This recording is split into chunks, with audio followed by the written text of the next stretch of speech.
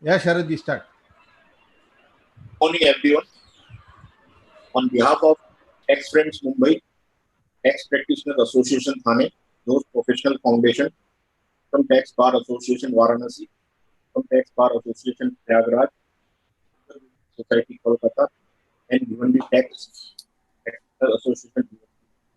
I welcome today's chairman, Advocate Sri Ganesh Narayanji, today's speaker, Dr. Girish Ahuja, all the members. Before I hand over the webinar, let me introduce today's chairman. Rohit is a senior advocate, has done BSc LLB from Jabalpur University, has appeared in tax matters before High Court and Supreme Court, was the past president of All India Federation of Tax Practitioners, the president of Madhya Pradesh Tax Consultant Association, the Patron Tax Bar Association of Jabalpur, was past state vice president of Vishwa Hindu Parishad, Mahakosh Front, past organizing secretary of Friends of Tribal Society Jabalpur chapter. He was the past president of Akhil Bharatiya Marwari Sammelan MP State, the trustee of Samanvay Parivar Trust Jabalpur branch of Bharat Mata Mandir, and he is a life member of several professional and association forums. I would now request for Advocate Ganesh Narayan. Thank you, Sharadji. And friends, today we have a very learned speaker with us, Shri Girish Ahuja ji. You can see him on the full screen that by giving his discourses on tax, he has virtually become a saint and he has grown his beard. Sir, very happy birthday to you, first of all. Thank you, sir. As pronounced by Sanjay ji. Friends, I will not waste the time in niceties and will straight come to the subject so that we get maximum time from our learned speaker, Shri Girish Ahuja ji. Though the topic appears to be simple, it says succession planning through HUF, but in fact it is a very, very complicated issue which has given rise to so many questions. And I'm sure that Girish ji shall be giving a very lucid deliberation on the subject. Friends, the main change that came to the HUF was, first of all, the Income Tax Act was amended in 19 and it debarred the partial partition from 31st December 1978.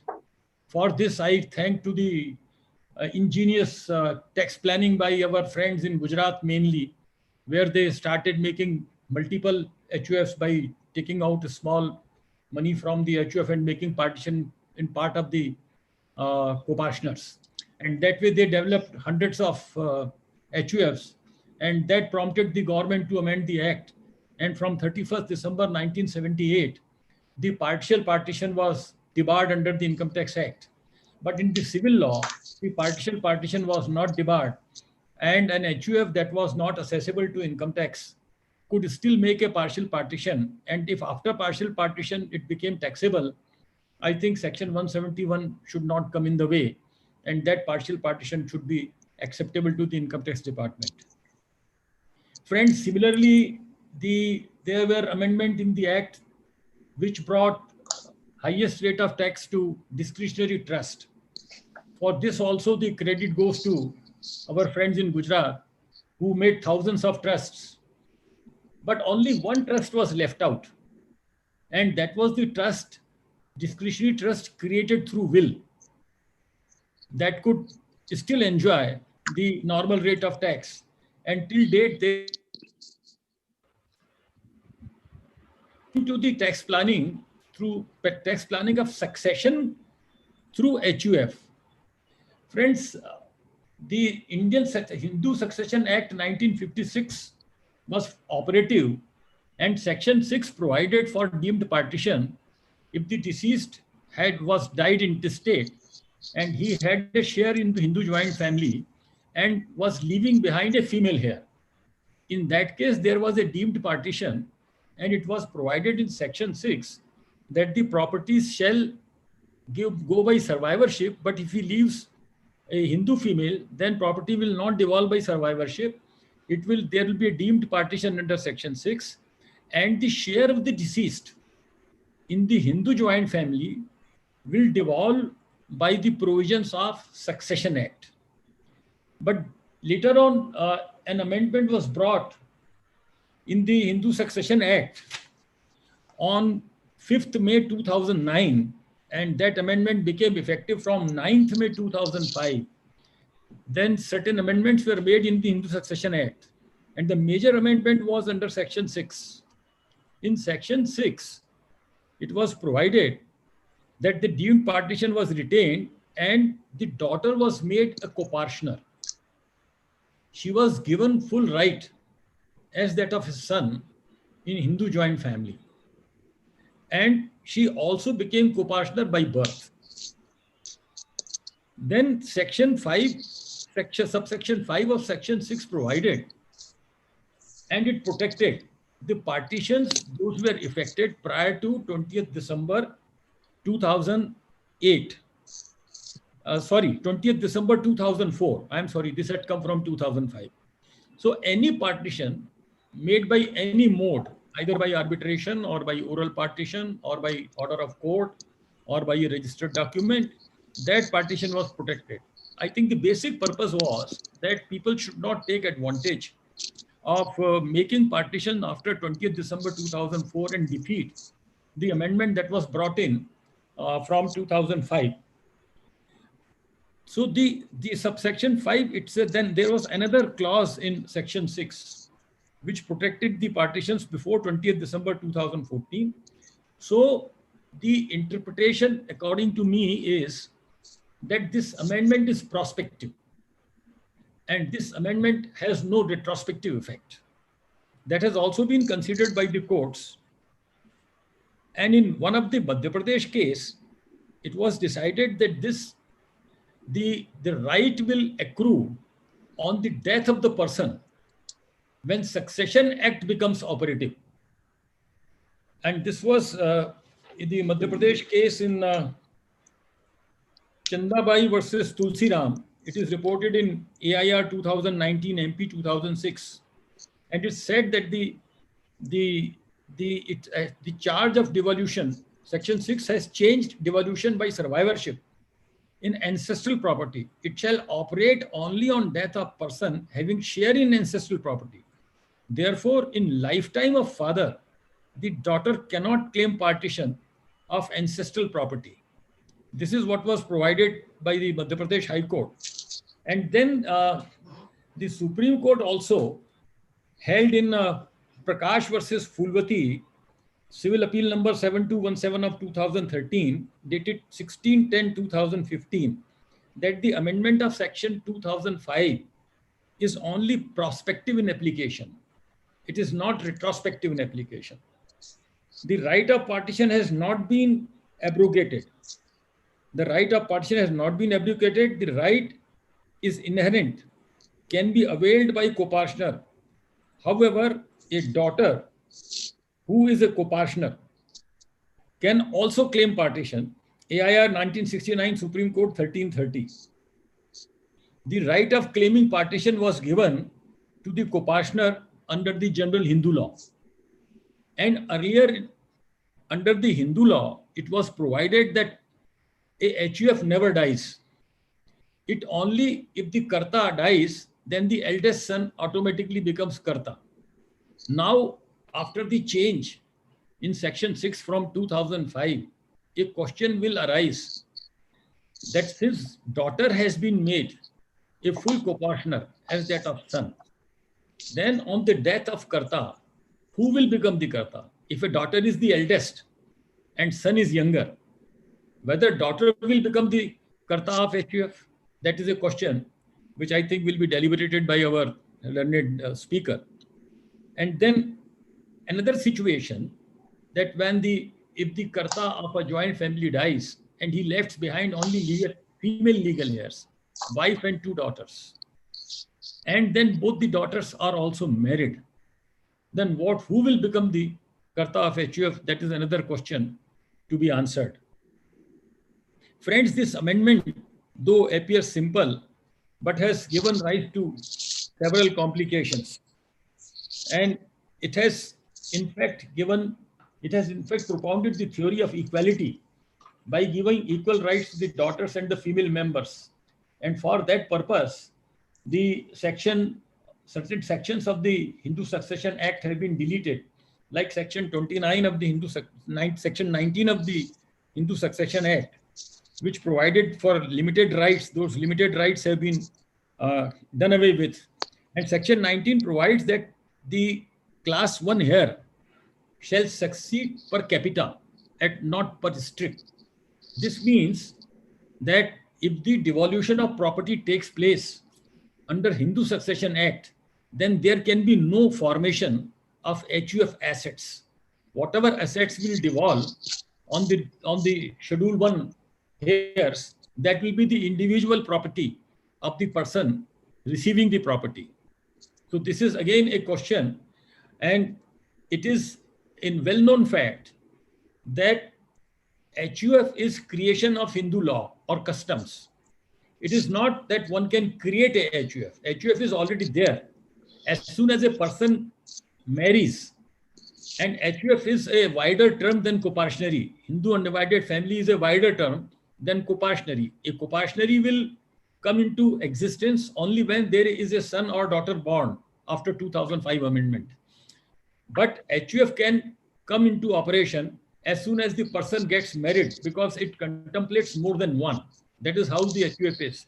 It may be possible that Hindu undivided family does not have any assets, and those assets may come into the possession of a Hindu undivided family either by way of a gift or by way of will.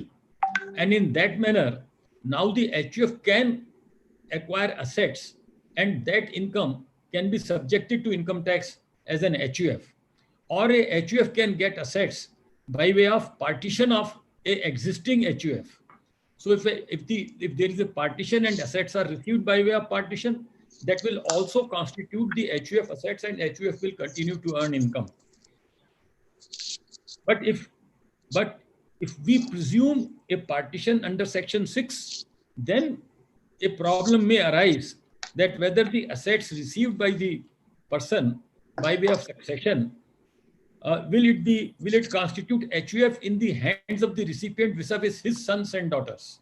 That is the question. And the Supreme Court has said that it cannot constitute HUF because the receipt is per capita and not per strip. So the property received through succession is only individual property, and it's not an ancestral property in the hands of the recipient.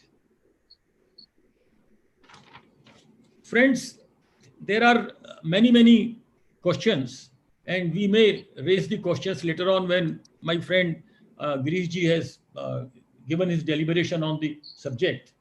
And I have been hearing Girishji several times in conferences and also in webinar. He gives his deliberation like a teacher. And really, I would say that he is the guru in the tax profession. And we also always treat him as a guru. So I would request my Guruji to give his deliberation and enlighten us on the niceties of the subject. Thank you, sir. Good morning to all, particularly, of course, Ganesh Purohit ji, who has introduced me in a different form, no doubt. And there's somebody has asserted that he has become a sannyasi. I am not a sannyasi at all. I do my whole entire work, let me tell you. Now, the regional council member of the Institute of Chartered Accountant of India, Mr. C.A. Kamlesh Sabhuji, the other organizers, the Tax Friends of Mumbai, Tax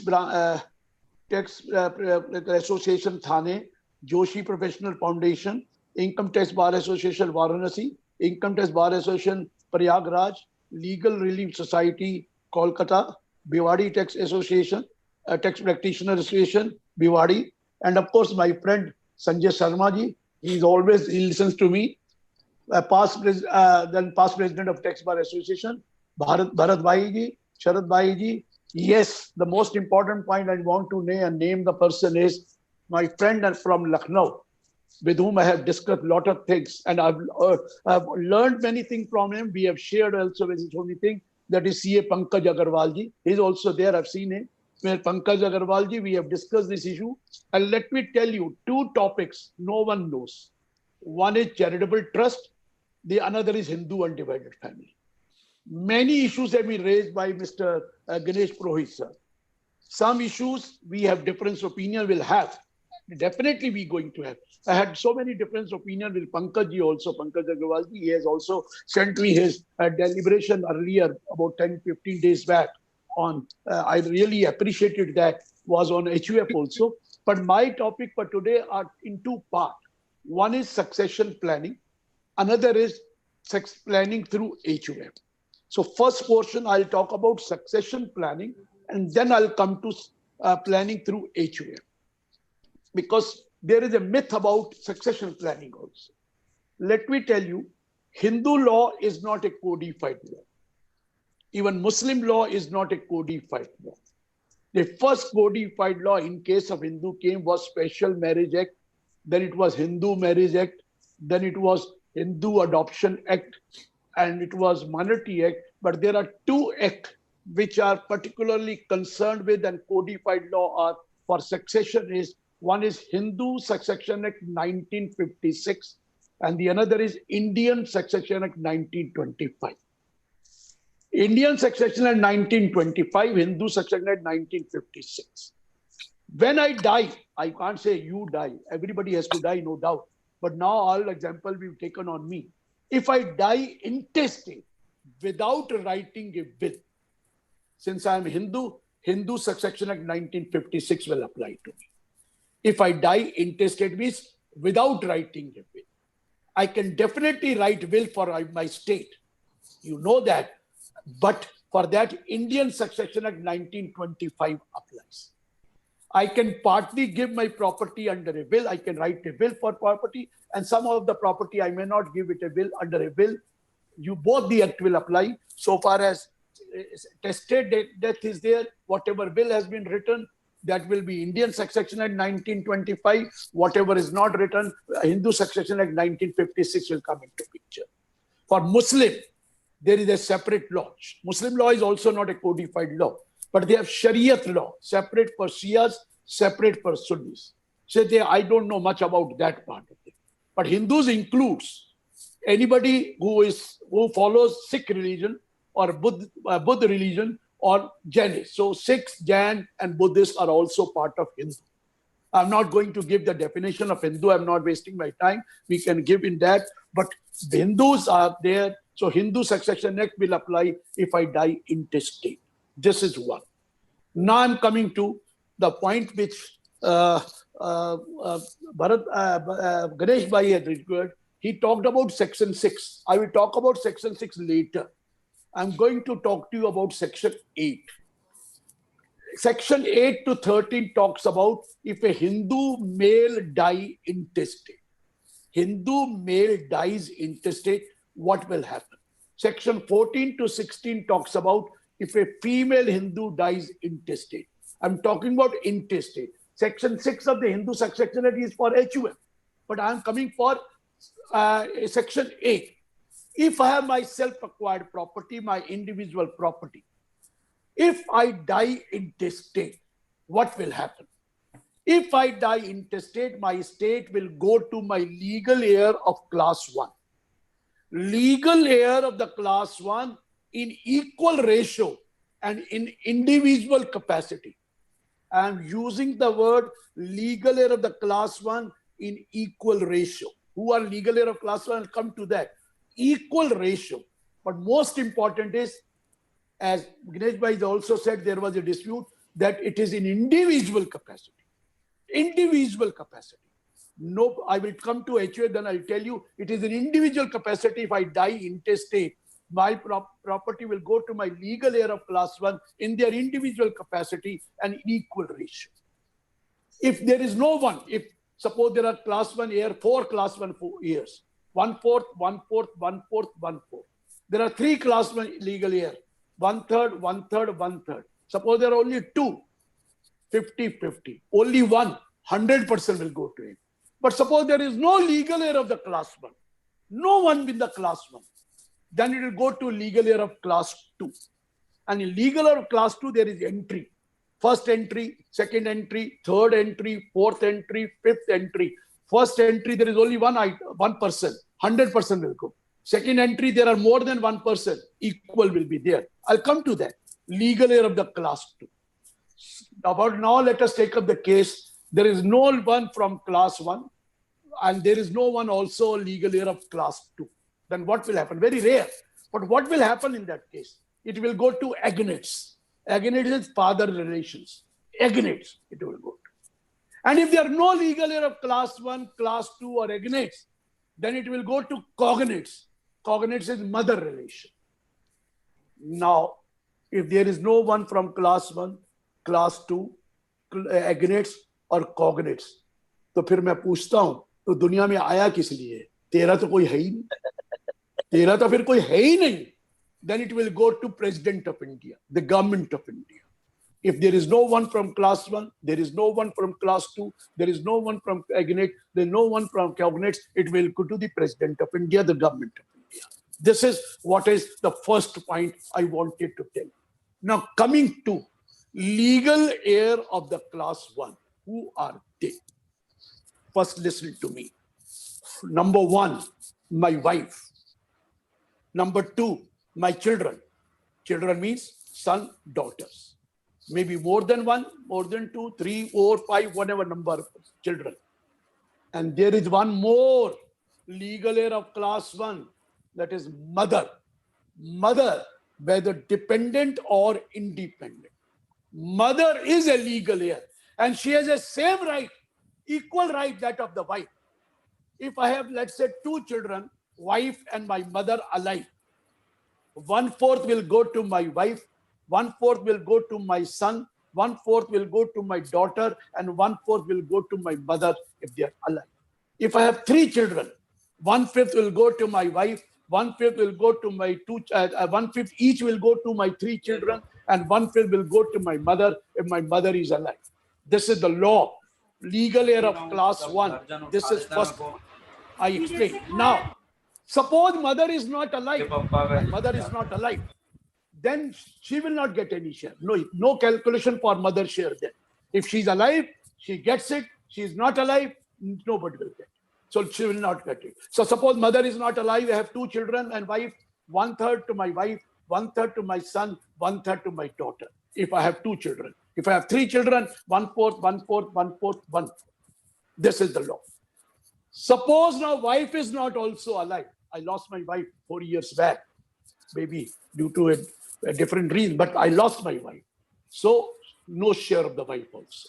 No. If she had been alive, she would have got the share. If she's not alive, nothing will go to her. Nothing. No calculation for wife share also. Now suppose I have 2 children only. Wife is not there. Mother is not there. 50-50. 50-50. Whether married or unmarried. Whether minor or major. Whether natural or adopted. Whether legitimate or illegitimate. Child is never illegitimate. It is the relationship of the parents which are illegitimate. Child illegitimate नहीं होता. Relationship of parents are illegitimate. Child legitimate नहीं होता. So सुनिए, आपको तो रिवाज हो गया है. Children are born in nursing home and father is born in a court. Children are born in nursing home and father is born in a court. You know that DNA हो सकता है और DNA से clear हो सकता है कि father कौन है. तो वो लेजिटिमेट हो या इलेजिटिमेट चाइल्ड कोई फर्क नहीं पड़ेगा. अगर फादर अगर प्रूव हो गया कि ये फादर है तो उसको शेयर मिलेगा, इलेजिटिमेट चाइल्ड को. Child is child. हाँ, स्टेप चाइल्ड नहीं आता इसमें. स्टेप चाइल्ड नहीं आएगा. चाइल्ड आएगा, स्टेप चाइल्ड नहीं आएगा. अब चाइल्ड. अब मेरी अगली बात सुनना, मैं अपना केस नहीं ले रहा. सपोज कीजिए चाइल्ड था, सन भी है, डॉटर भी है. सन अनमैरिड था और वो प्री डिजीज हो गया. Predecease is the father. Father was alive, son died, unmarried. उसका शेयर कहीं नहीं जाएगा. Had he been alive, he would have got share. If he is not alive, nothing. Similar in the case of a daughter, not married. If she pre-diseases, nothing will go to her. Nothing, no calculation for her pre-diseases. But now we take it that son was there, unfortunately pre-diseases, but he was married. He was married. Then what would have been his share? What would have been his share will go to his legal heir, legal heir in equal ratio. Suppose if he had been alive, what would have been his share? Let's say it was 1/4, and he pre-diseases. Then his share, 1/4, will go to his legal heir. What will be legal heir? His wife and children. His wife and children. Widow of the pre-diseased son, and children of the pre-diseased son. Widows of the pre-diseased son, widow, and children of the pre-diseased son. They will get share. Widow will get 1/12, 1/4 divided by 1/3, 1/12. The son of a pre-diseased son, 1/3, 1/12. Daughter of a pre-diseased son, 1/12. Now there is a pre-diseased son of a pre-diseased son. Let that not be there. But if it is, then his pre-diseased son family will get it. That is his widow and his children. That is left side. Now let us say daughter married. She pre-diseases. Daughter married, pre-diseases the father. And there is an intestate death of the father. Then the daughter children will get that share. Not the husband of the daughter. Daughter children will get that share in equal ratio. Children of the pre-diseased daughter. Children of the pre-diseased daughter will get. Pre-diseased children of the pre-diseased daughter, pre-diseased son of a pre-diseased daughter, their children will get it. And his wife will get. So this is first category, first class. You know, these legal heir of deceased will come only when the person has died. If the person is alive, तो मैं हमेशा कहता हूं, पोते का अपने दादा की प्रॉपर्टी में कोई हक नहीं है in section 8, self acquired property. पोते का कोई हक नहीं अगर उसका बाप जिंदा है. If father of this grandson is alive, if my son is alive, my grandson has no right, and as per section 8, that will go to my son only. That will, and not HUF. It will individual capacity. No, grandson has no right. I'm not talking about HUF. I'm not talking about HUF. I'm talking about self-acquired property of an individual. If he dies, his grandson does not have a right. Granddaughter does not have a right. If his son and daughter are alive, the grandchildren will come into picture only when there is a pre-diseased son or a pre-diseased daughter, or there is a pre-diseased son of a pre-diseased son or pre-diseased son of a pre-diseased daughter. Then only they will come into picture. Otherwise, look, grandchildren do not have any right in the property of the grandfather, whether maternal or paternal. This is the law. This is clause 1. Now, if there is anyone in class 1, 100% will go. If there are 2 in class 1, 50, 53, 1/3, 1/3, 1/3. Now we are taking the case, there is no one in the class 1. No one in the class 1. Children were not there, or unfortunately, children were not married, they pre-diseased. Mother also pre-diseased. The wife is also not there. Then class 2. Now, in class 2, there is an entry. Please, number 1 entry, father. Father, 100%. Father will come into picture when there is no one in class 1. Father, 100%. Please, 100%. No one there in the entry number 1. Only one person in entry number 1, father. But if father is alive, if the father is not alive, we'll go to entry number 2. Sons, daughter, children. Sons, daughter, children, and his brothers and sisters. Sons, daughter, children, and his brothers and sisters. मेरी daughter, son, daughter, मेरे बेटे की बेटी के जो children हैं, मेरी sons, daughter, children, वो और मेरा भाई और मेरी बहनें जितनी भी हैं, ये एक एंट्री नंबर 2 में आएगी और इक्वल रेशियो. मेरे हाथ को देखिए, एंट्री नंबर 2 में इक्वल रेशियो. मेरे हाथ को जरूर देखिए, यहाँ पर सन्स, डॉटर, चिल्ड्रन है, यहाँ मेरे ब्रदर्स भी हैं, सिस्टर्स भी हैं, equal ratio. If second entry is not there, third entry, daughters, grandchildren. Third entry, daughters, grandchildren. That's all. Now, third entry is also not there. Fourth entry children of the siblings. Children of the sibling means मेरे भाई के बच्चे, मेरी बहन के बच्चे, children of the sibling, उनका number आएगा। अगर वो कैटेगरी भी नहीं है, अरे वो भी नहीं है, तो नेक्स्ट एंट्री आ रही है फादर्स पेरेंट्स। नेक्स्ट एंट्री है फादर पेरेंट्स। अगर फादर पेरेंट्स भी नहीं है तो नेक्स्ट एंट्री सुनिए क्या है, विडो ऑफ द फादर। कौन सी विडो? मेरी मदर नहीं, स्टेप मदर। विडो कौन सी? Step mother. मेरी step mother and widows of the brother, वो एक एंट्री में आते हैं। मेरी step mother means if there is my step, I never had a step mother, but what I'm saying, मेरी स्टेप मदर अगर है, क्योंकि विडो है उसकी, मेरे फादर की विडो है पर स्टेप है, मदर है, और मेरे ब्रदर के विडोज, ये उस एंट्री में आते हैं।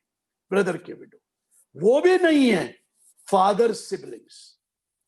अगला नंबर है फादर सिबलिंग्स, वो भी नहीं है। मदर्स पेरेंट्स, वो भी नहीं है। Mother siblings. सर इसके आगे जाने की जरूरत है? अरे कोई तो होगा सर, क्यों एग्नेट्स में जा रहे हैं, क्यों कॉग्नेट्स में जा रहे हैं? यहीं पे खत्म कर देते हैं, नहीं तो कंफ्यूजन बढ़ जाएगा। मैं एक बार रिपीट कर देता हूं। क्लास 1 में है तो क्लास 1 को ही मिलेगा, क्लास 2 बीच में आएंगे ही नहीं। लेकिन क्लास 1 में कितने हैं मैंने आपको बता दिया। If there is no one in class 1, will go to class 2। Class 2 में एंट्री वाइज है, each step, each entry, each step. First entry, father, if he's alive, 100% will go. But class 2 will come only when there is no one in class 1. Father.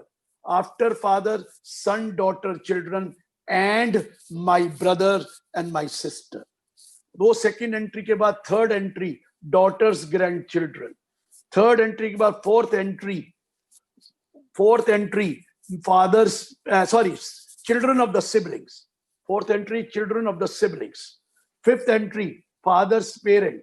Sixth entry, my stepmother, that is widow of the father who's step, and of course my widows of the brother. Next entry after that, father's parent. Next entry after that, I said after father parents. Next entry, father sibling. Parent तो ऊपर बता दिया था, father sibling. Next entry, mother parents. Next entry, mother sibling. मैं इसके आगे नहीं जा रहा। ये है सर क्लास 1 के लीगल ईयर और क्लास 2 के इस रेशियो में इक्वल जाता है। मैं आपको बता दूं HUF नहीं बनता है। मैं आपको बता दूं किसी कीमत में ये HUF नहीं होता है। ये इंडिविजुअल कैपेसिटी में मिलता है।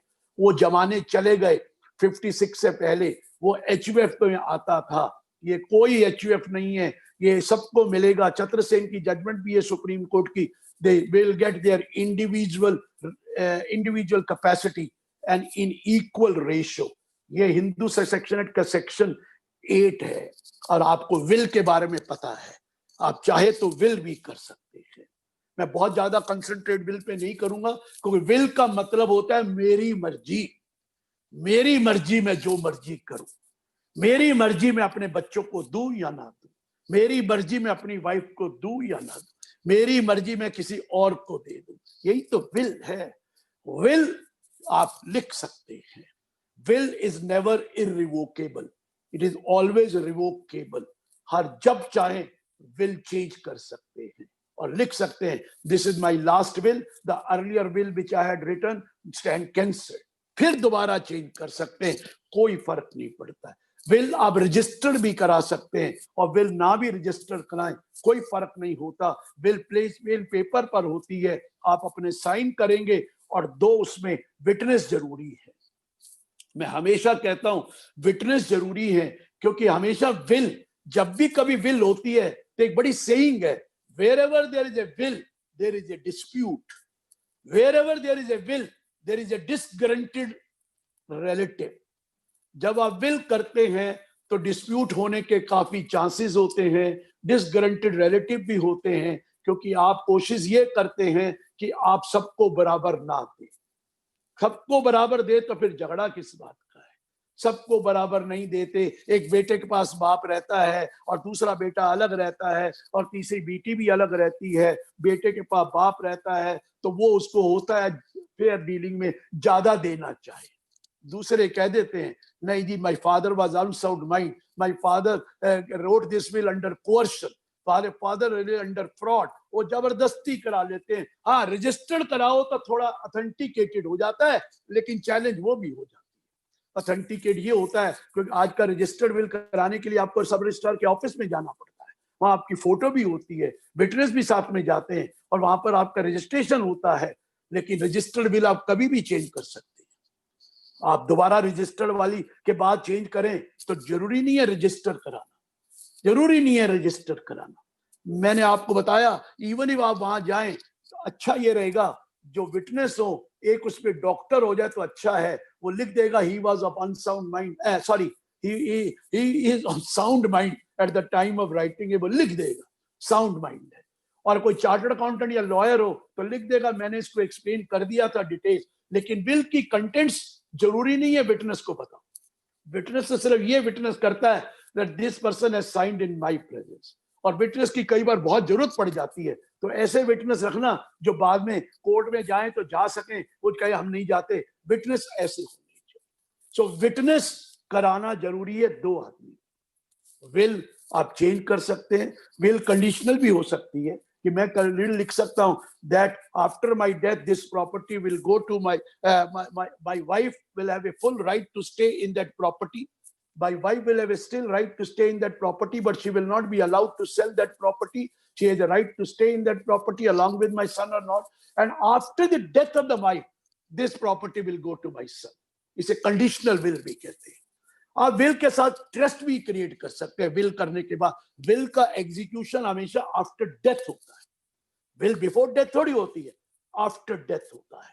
तो जब आफ्टर डेथ है तो आप जो भी है विल लिख देख सकते हैं। विल के कई एडवांटेजेस हैं, ऑथेंटिकेटेड होता है और विल में कोई स्टैम्प ड्यूटी नहीं लगती है। और विल करने के बाद आप अपनी म्यूटेशन सब कुछ करा सकते हैं। सिर्फ 75,000 रुपए लगते हैं बॉम्बे में, 50,000 रुपए लगते हैं कलकत्ता में, 25,000 रुपए लगते हैं चेन्नई में। दिल्ली में तो कोई है ही नहीं ऐसा, वो तो प्रोबेट लेने के है। दिल्ली में तो कोई जरूरत ही नहीं है प्रोबेट लेने की, और कई जगह पे नहीं।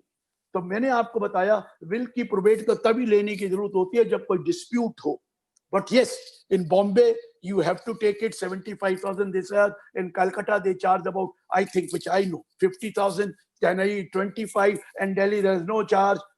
But if there is a dispute then of course आप कोर्ट की स्टैम्प फी लगाते हैं, that is a difference।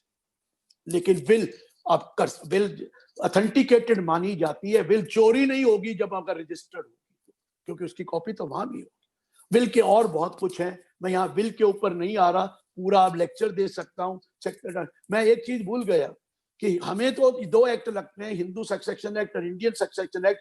जो ज्यूज हैं, पारसीज हैं, क्रिश्चियंस हैं, उसके लिए एक ही एक्ट है, Indian succession act 1925। Jews, Parsis and Christians, there is only one act, Indian Succession Act 1925. For Muslim, I told you separate Shariat law, Sunnis and Shias। और मुस्लिम में तो मैंने जो सुना है 1/3 से ज्यादा प्रॉपर्टी वो विल भी नहीं कर सकते। They can't will more than 1/3 of their property। लेकिन मैं जो आपको कह रहा हूं, आप विल भी कर सकते हैं, कुछ विल कर दीजिए, कुछ कर। लेकिन एक बार ये भी सवाल आता है, मैंने विल कर दिया, मेरे पास 3 प्रॉपर्टी थी, मैंने विल कर दी, लेकिन उसके बाद मैंने प्रॉपर्टी बेच दी और बेटा कहता 3 होनी चाहिए थी। अरे होगी जो मेरे डेथ के बाद ही, तो डेथ के बाद 2 है तो 2 मिलेगी, 1 है तो 1 मिली होगी। या जो मर्जी लिखा हो कि मैंने 3 प्रॉपर्टी आपको विल करी थी, लेकिन उसके पहले तो मैं इसको कुछ भी यूज कर सकता हूँ। I could use my property any way I like, I could have sold it, I must have enjoyed that, I have finished that money. तो उसमें क्या है, 2 है तो 2 ही मिलेंगी। आप ये नहीं कह सकते तीसरी कहाँ गई, विल में तीसरी लिखी थी, जब थी 2 बाकी रह गई तो 2 ही रहेंगी। एक और चीज बताना चाहता हूं before I come to know Hindu undivided family.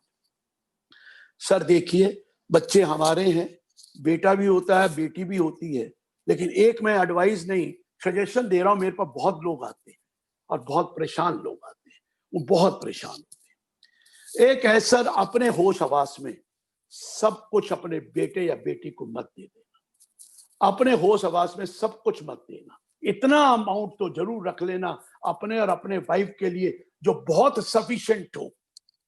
कम नहीं, बेयर मिनिमम नहीं, मैक्सिमम रखिए अपने लिए कि कल जरूरत ना पड़े। हमें देने की आदत है, यूं हाथ लेने की आदत नहीं।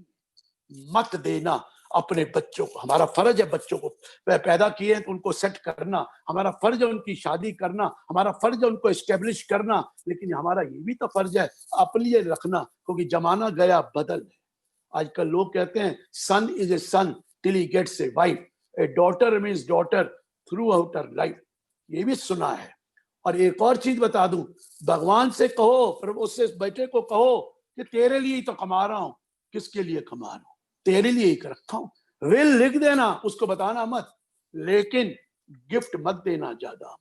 अगर गिफ्ट सब कुछ दे दिया तो वही हाल होगा जो विजय पथ सिंघानिया और गौतम सिंघानिया ने अपने बाप का किया, विजय पथ सिंघानिया का, और फिर वो मधुपत सिंघानिया, वो रेमंड का जो हाल हुआ। इसलिए हाल है कि बच्चों के प्यार में आके या जबरदस्ती आके सब कुछ मत दे देना। अपने और अपनी वाइफ के लिए सफिशिएंट फंड रख लेना। अगर दे दिया है तो ओल्ड एज होम में अपना रूम बुक करा लेना। बच्चे अच्छे भी होते हैं, एक्सेप्शंस आर ऑलवेज देयर। कईयों के बच्चे बहुत अच्छे हैं, भगवान करे ऐसे बच्चे सबको मिले। जो बच्चे अच्छे हैं, उन्होंने मोती दान किए हुए, उनके बच्चे अच्छे। नहीं तो जमाना ये आ गया है, हम तो सैंडविच सोसाइटी है। हम तो अपने माँ बाप से भी डरते हैं और अपने बच्चों से भी डरते हैं। मुझे एक आदमी बता दो जो अपने बच्चों से नहीं डरता। वो जमाना ही चला गया, क्या जमाना आ गया। बच्चे हमें एक्सप्लॉइट करते हैं, हमको धरतर हम कांपते हैं, ओ ये क्या हो जाएगा। अरे हमारे माँ बाप तो परवाह ही नहीं करते थे, हम उनकी भी रिस्पेक्ट करते थे, और आजकल तो बच्चों की भी करनी पड़ती है। क्या बोले, क्योंकि पहले तो होते थे 6, 7, 8, 10, 12, अब होते ही 1 या 2 हैं। उनसे डर ही लगा रहता है। अरे डर, वो एक्सप्लॉइट करते हैं, उनको पता है कि बाप का ये एक्सप्लॉइट करेंगे, माँ को भी एक्सप्लॉइट करते हैं, बाप को भी करते हैं। मैं एक आदमी कह रहा हूं, ये मैं लोग जो आए वो मुझे बता रहे हैं, मैं उनकी बात कर रहा हूं। मेरा बेटा नहीं है, इसलिए कभी सोचो कि इन बेटे की वजह से ये तंग है। मेरी तो बेटियां हैं और बेटियां मेरा बहुत ख्याल रखती है, चिंता मत करना। और अल्टीमेटली मेरे पास पैसा है और मैं नहीं दे रहा बेटियों को, अभी दूंगा मरने के बाद, विल कर दूंगा या सक्सेशन भी कर दूंगा। I have 2 daughters, they'll get full share।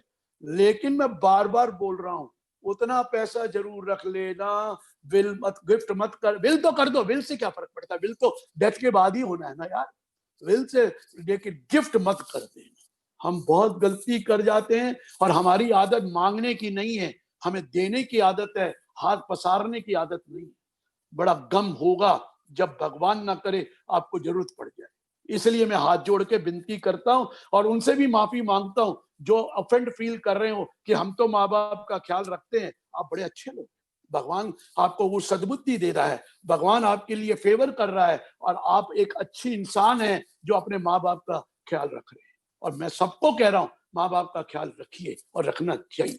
मैं वापस आ रहा हूं अब हिंदू अनडिवाइडेड फैमिली में आ रहा हूं। देखिए, मैंने कहा मेरी डेथ के बाद एक चीज तो क्लियर कर दूं, जो प्रॉपर्टी मेरे लीगल एयर को जाएगी वो इंडिविजुअल कैपेसिटी में जाएगी, वो एचयूएफ तो बन ही नहीं सकती।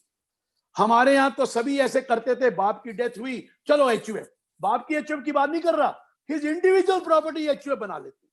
सर ये सब गलत है, हो ही नहीं सकता 56 के बाद कि आप एचयूएफ ही करा ले, हो ही नहीं सकता। पहले मैंने बता दिया, और फिर पार्शियल पार्टीशन और पार्टीशन की बाद में बात करूंगा। हो ही नहीं सकता, आपको इंडिविजुअल कैपेसिटी में मिलेगी अगर वो इंटेस्टेट डेथ। तो कोई कहता है जी एचयूएफ बनानी कैसे है, एचयूएफ बनाई थोड़ी जाती है, एचयूएफ तो ऑलरेडी है। हिंदू लॉ में तो जिस दिन मेरी शादी हो गई उस दिन मेरी हिंदू अनडिवाइडेड फैमिली हो गई। एचयूएफ तो कोई बनाई थोड़ी, not by act of parties. Act of party तो सिर्फ एक ही टाइम पे होती है जब कोई बच्चा अडॉप्ट करो, अदरवाइज तो कोई एक्ट ऑफ पार्टी है ही नहीं। ये तो बाई क्रिएटेड बाई लॉ है। एचयूएफ, मेरी शादी हो गई, मेरी एचयूएफ हो गई, मैं क्या करूं, हो गई तो। अरे एचयूएफ तो तभी काम आएगी जब कोई कॉर्पस होगा, उसमें कोई कैपिटल फंड होगा और उसमें कोई इनकम आनी शुरू होगी। इनकम टैक्स डिपार्टमेंट क्या करेगा उसको, बन गई आपकी एचयूएफ, तो मैं क्या करूं, एचयूएफ बनेगी। अरे कॉर्पस होना चाहिए। अब एक बड़ा डिस्प्यूट है, अभी गणेश भाई ने कहा था भैया अलाउड है, अगर वाइफ हो गई तो एचयूएफ बन गई। क्योंकि I am capable of adopting a child और I capable of producing a child. लेकिन इनकम टैक्स वाले थोड़ा डाउट कहते हैं, वो कहते हैं sir there should be at least two co-partner. Wife co-partner नहीं होती, वाइफ इज नॉट ए को partner, she can not ask for partition. वो मान लिया जब पार्टीशन होगा उसको मिलेगा, but she can not ask for partition. So wife co-partner नहीं हो सकती। इनकम टैक्स वाले कहते हैं कि भैया लीनियर डिसेंडेंट होना चाहिए, ऐसे एचयूएफ बनाना। ये वाली एचयूएफ हिंदू लॉ में तो हो गई, वाइफ के साथ, ब्रदर के साथ तो एचयूएफ बनती नहीं, ब्रदर के साथ नहीं होती। और एक और बता दूं, एचयूएफ सिर्फ मेल की होती है, फीमेल की एचयूएफ नहीं होती, मेल की एचयूएफ है। वो ठीक है फीमेल को पार्टनर है, I will come to that, male की एचयूएफ है। बट मैं बार बार बोल रहा हूं कि चाइल्ड, मेरे हिसाब से डिस्प्यूट अगर नहीं लेना, you should have a child. Child का मतलब डॉटर और सन आफ्टर 9/9/2005। बिफोर 9/9/2005 सन होता था, अब तो सन और daughter both have a right. तो मैंने ये कहा चाइल्ड हो तो अच्छा है, डिस्प्यूट नहीं होगा। केसेस जो पुराने डले हुए हैं वो है वो उस वाला है कि वो जो सक्सेशन के बाद किसी की डेथ हो गई तो एक को पार्षद एक मेंबर भी हो तो एचयूएफ चलती रहती है। वो नई एचयूएफ नहीं है, वो कंटिन्यू करती है existing HUF. if there were two co-parser, one co-parser died but there is another member, HUF will continue with one co-parser also. That is different. But in new co-parser अगर HUF income tax वाले कहते हैं, और दूसरा आपके पास corpus होना चाहिए। आप हिंदू लॉ पढ़े तो कहते हैं एंसेस्ट्रल प्रॉपर्टी से HUF बनती है, ये बनती है। अरे कहां से आएगा कॉर्पस? मैं अपनी HUF, मेरी शादी कराई, मेरा बच्चा हो गया, फिर क्या करूं? इनकम टैक्स कहते हैं करो, हो गया बच्चा तो करो, मुझे क्या लेना? तो कॉर्पस तो चाहिए। अब कॉर्पस के दो ही तरीके हैं जो मैंने सोचे। एक है बाय विल। कोई भी विल कर सकता है।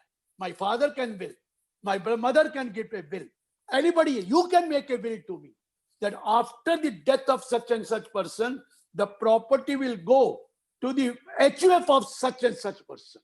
देखिए विल में रिसाइटल होना चाहिए, recital, that after my death such and such property will go to HUF of such and such person। ये वहां पर रिसाइटल जरूरी है। अगर उसने विल में मेरा नाम लिख दिया और HUF के बारे में नहीं लिखा तो मेरी प्रॉपर्टी है, HUF की नहीं है।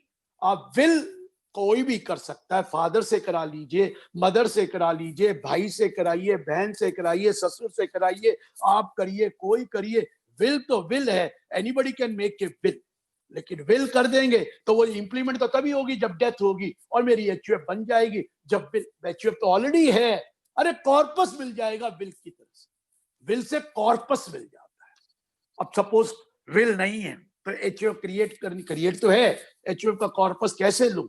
एक तो है मेंबर से ले सकते हैं, मेंबर से गिफ्ट ले लीजिए। सेक्शन 56(2)(10) कहता है अगर एक HUF मेंबर से गिफ्ट लेगी तो वो टैक्स नहीं लगेगा 56(2)(10) में, even if it is more than 50,000।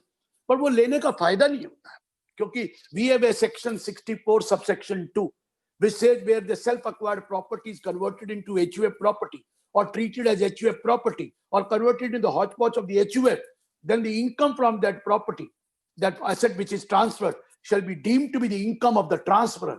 तो अगर मैंने 1 करोड़ रुपया दे भी दिया अपनी HUF को, उससे जो इनकम आएगी वो मेरी इनकम में टैक्स होगी, क्योंकि मैंने दिया, मैं मेंबर था, मैंने उसको अपनी HUF को दे दिया, वो टैक्स होगी। लेकिन रुकिए, कई बार ये भी फायदा होता है, मैंने 1 करोड़ रुपया अपनी HUF को दे दिया, सपोज मैंने FDR बना दी, 6% इनकम टैक्स आया तो 6% तो मेरी इनकम में ऐड हो जाएगा, लेकिन जो इनकम से इनकम आएगी वो तो ऐड नहीं होगी।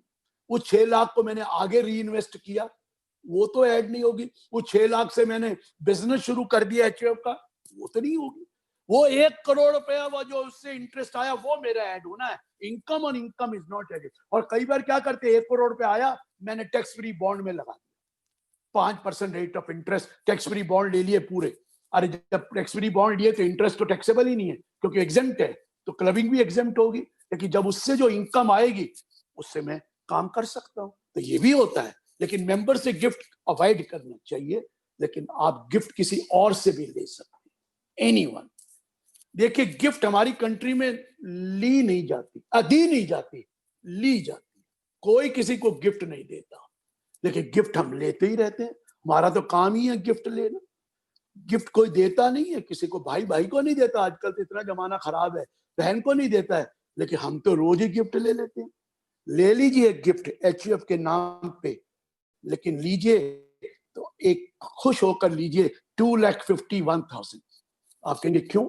मैं इसलिए कह रहा हूं 251 की गिफ्ट लीजिए क्योंकि 2,50,000 माफ हो जाएगा, क्योंकि इनकम फ्रॉम अदर सोर्सेज बन जाएगी। 2,50,000 माफ हो जाएगा। 1,000 पर 50 rupees tax plus 4% health and education, 52 rupees दीजिए और आपकी HUF तो थी, अब आप रिटर्न भर दीजिए। 2,51,000 की 52 रुपए टैक्स दिए, डिपार्टमेंट भी खुश, आप भी खुश। बट सुनिए, बार बार बोल रहा हूं, gift should be genuine. Gift should be genuine. You should be able to prove the genuineness of the gift. अगर गिफ्ट कल प्रूव ना हुई जेन्युइननेस, तो सेक्शन 68 या 69A लगाकर 115 BBE में उसको टैक्स लगा देंगे 78%।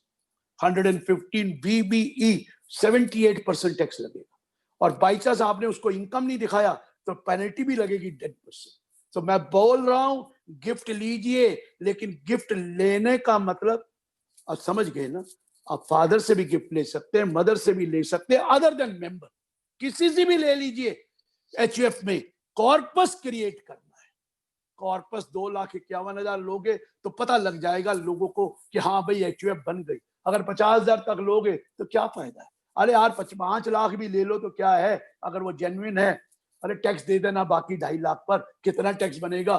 5% ही तो बनेगा, 12,500 दे दो ना, 5 लाख कर ले। अरे और भी ले लो, कुछ ATC ले लेना, उसका बेनिफिट तो भी तो मिल जाएगा। ये तो गिफ्ट लेना, मैंने लेना मीन्स जेन्युइन गिफ्ट। देना होती है, लेनी नहीं होती। गिफ्ट गिफ्ट देनी नहीं, लेनी नहीं होती, देनी होती है। फादर्स को कहो मुझे गिफ्ट दे दे मेरी HUF, लेकिन गिफ्ट में भी रिसाइटल होना चाहिए that this much money I hereby give such and such money by way of gift to HUF of such and such person। एक और चीज याद रखना, कैश की गिफ्ट 2 लाख से ऊपर नहीं हो सकती in a day, because section 269 ST लग जाएगा। 269 ST नया आ गया है, गिफ्ट भी 2 लाख से ऊपर नहीं हो सकती, ये भी ध्यान रखना। अब मैं गणेश जी की बातों पर आऊंगा कि 9/9/2005 के बाद यस, डॉटर हैज बिकम को-पार्टनर। देखिए क्या लिखा है, आप जरा मेरी कुछ डिफरेंस इससे, पंकज अग्रवाल जी के साथ लखनऊ में जो है लर्नड मैन वो भी हैं, उन्होंने मेरे से डिस्कस किया एंड हमने इसको डिस्कस किया। क्या कहता है वहां लिखा है, daughter of a co-partner shall have the same right as that of son। Daughter of father नहीं लिखा है, daughter of a co-partner has the same right as that of son। Number 2, daughter by birth will have a right in the co-partnerly property। उसका co-partnerly property में full right होगा जैसे son का होता है। In the same manner as that would have been had she had been a son। In the same manner as she would have been a son, she will have by birth a right in the co-partnerly property in the same manner as she would have been a son। And she will have all liabilities will also have same, she will be liable for all liability। ये daughter of को-पार्टनर है। मैं father समझता था। जरा ध्यान से सुनना, अब मेरी तरफ देखना जरा प्लीज, मेरी तरफ देखना, मेरी फोटो की तरफ देखना जरूरी है। फादर की HUF, सपोज मेरी HUF है, मेरी HUF, तो मेरी HUF में कौन कौन को-पार्टनर है? मैं तो को-पार्टनर हूं, मेरी वाइफ नहीं है, मेरी वाइफ को-पार्टनर नहीं है, मेरा सन को-पार्टनर होगा। My daughter will also be a co-partner on or after 9/9/2005। Daughter बन गई, मैरिड, born before और आफ्टर वो बाद में आऊंगा, को-पार्टनर। अब डॉटर को यहां छोड़ दूंगा, अब लेफ्ट साइड में my son children will also become co-partner। Son children मतलब सन की डॉटर भी, सन का सन भी, क्योंकि son is a co-partner and daughter of the co-partner will also become the को-पार्टनर।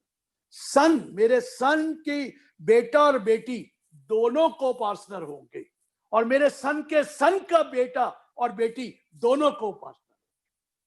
4 generation तक लेफ्ट साइड में को-पार्टनर होते हैं। Please, there is a difference between co-partner and a member. A member cannot ask for partition. A co-partner can ask for partition. A wife cannot ask for partition. But whenever there is a partition, she'll get the share. Which wife? I'll tell you. She'll get the share. But wait, मेरी HUF है, मेरा बेटा उसका co-partner है, मेरी बेटी भी co-partner है. मैं बेटी को राइट में रख रहा हूं. बेटे का बेटा और बेटी दोनों मेरी प्रॉपर्टी के co-partner है. बेटे का बेटा और बेटी दोनों मेरी HUF के co-partner है. और बेटे के बेटे का बेटा और उसकी बेटी वो भी co-partner. 4 जनरेशन co-partner होती है. 5वीं जनरेशन co-partner नहीं होती, 4 होती है. 5वीं मेंबर होती है. मेरे बेटे के बेटे का बेटा मेंबर और बेटी भी उसकी मेंबर हो सकती है, co-partner नहीं. A member cannot ask for partition. और जब तक 1 नंबर है, मैं हूं, मेरा बेटा 2 नंबर 3 नंबर 4 नंबर में कोई भी चला जाए, 5वां नंबर 4 नंबर नहीं बनेगा. जब तक मैं ना चला जाऊं, मेरी HUF जब तक मैं नहीं चला जाऊं, मेरा 5वीं जनरेशन 4 जनरेशन तब बनेगी. तब तक मैं हूं, तब तक 4 जनरेशन ही रहेगी लेफ्ट साइड में. मैं, मेरा बेटा, बेटे के बेटा एंड बेटी, बेटे, फिर बेटे के बेटे का बेटा और बेटी, ये रहे. और राइट साइड में मेरी बेटी थी.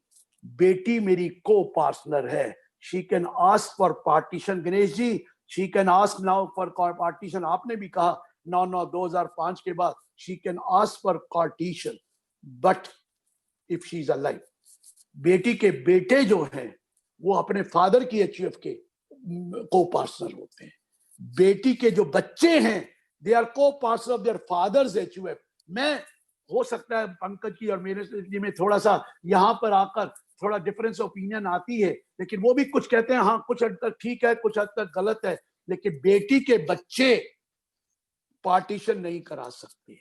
बेटी के बच्चे अपने फादर की HUF में हैं, लेकिन जब भी बेटी है, बेटी करा सकती है. बेटी चली गई तो भी जब भी पार्टीशन होगा, बेटी के बच्चों को शेयर मिलेगा, जब भी होगा. लेकिन बेटी पार्टीशन करा सकती है. अब सवाल पूछा जाता है, बेटी कौन सी? देखिए, 2 चीजें इंपॉर्टेंट है.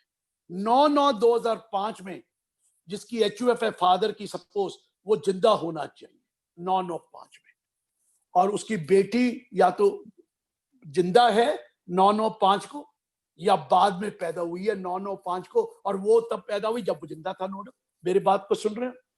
9/9/5 को बाप अगर है जिसकी HUF है, मैं हूं, मेरी HUF है, मेरी बेटी 9/9/5 को अगर जिंदा थी या बाद में पैदा हुई, चाहे वो मैरिड है या अनमैरिड है, मैरिड बिफोर 9/9/2005 है या अनमैरिड थी, अब मैरिज हुई, या पैदा ही 9/9/5 के बाद हुई, कोई फर्क नहीं पड़ता मैरिड और unmarried. She is a co-partner of her father's HUF. co-partner of father's HUF वो है, उसकी HUF की co-partner है. वो मेरी बेटी है, उसमें co-partner. वो आस्क फॉर पार्टीशन. मैं बता दिया, क्योंकि सेक्शन 6 जो बता रहे थे आप, वो यही तो कहता है. और सेक्शन 6 में भी क्या लिखा है? अगर सक्सेशन हो रहा है, इंटेस्टेड सक्सेशन, तो मेरा जो शेयर है, मेरा जो शेयर था, had he been alive, that would go to my legal heir in their individual capacity. HUF का शेयर भी लीगल हेयर को इंडिविजुअल कैपेसिटी में जाएगा. वो बाय सर्वाइवरशिप नहीं रहेगा. पहले बाय सर्वाइवरशिप होता था, अब सर्वाइवरशिप नहीं है सेक्शन 6 में. अगर मेरी डेथ हुई, सपोज मेरा शेयर 1/4 था, तो 1/4 शेयर हमारे लीगल हेयर को क्लास 1 नहीं तो class 2 in their individual capacity जाएगा. इंडिविजुअल. आप कहेंगे पार्टीशन तो अलाउड नहीं है. 31 दिसंबर 78 के बाद पार्शियल पार्टीशन अलाउड ही नहीं है.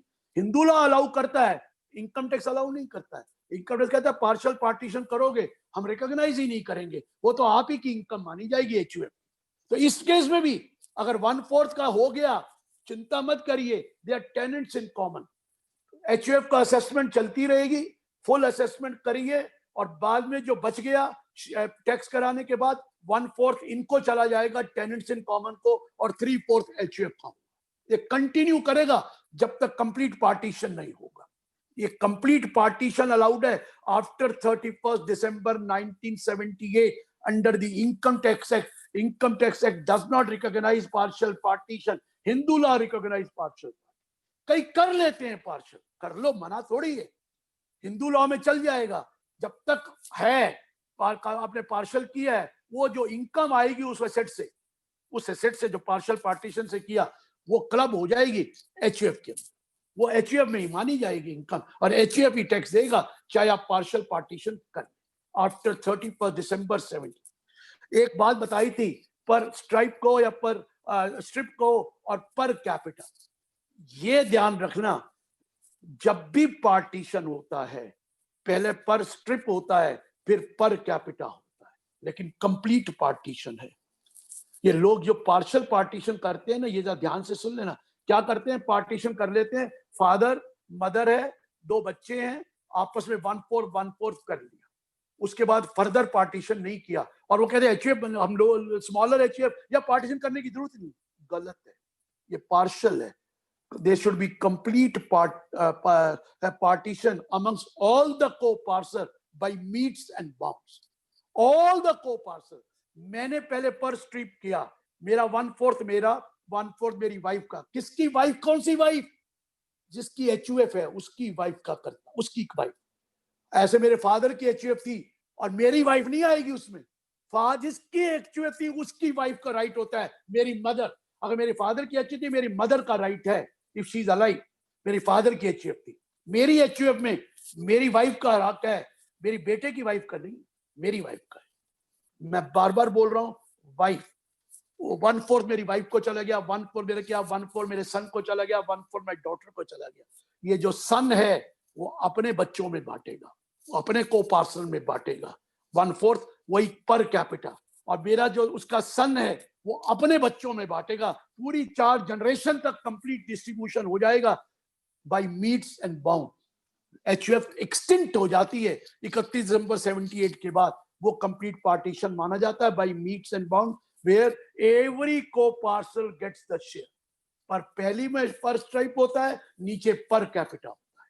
पहली ब्रांच है फादर सन, फादर डॉटर, वाइफ, ये करके उसके बाद पर कैपिटा होता है अमंग्स ऑल इक्वल रेशियो. ये पार्टीशन होता है. मेरे से कोई सवाल पूछता है, कैन एचयूएफ डू बिजनेस?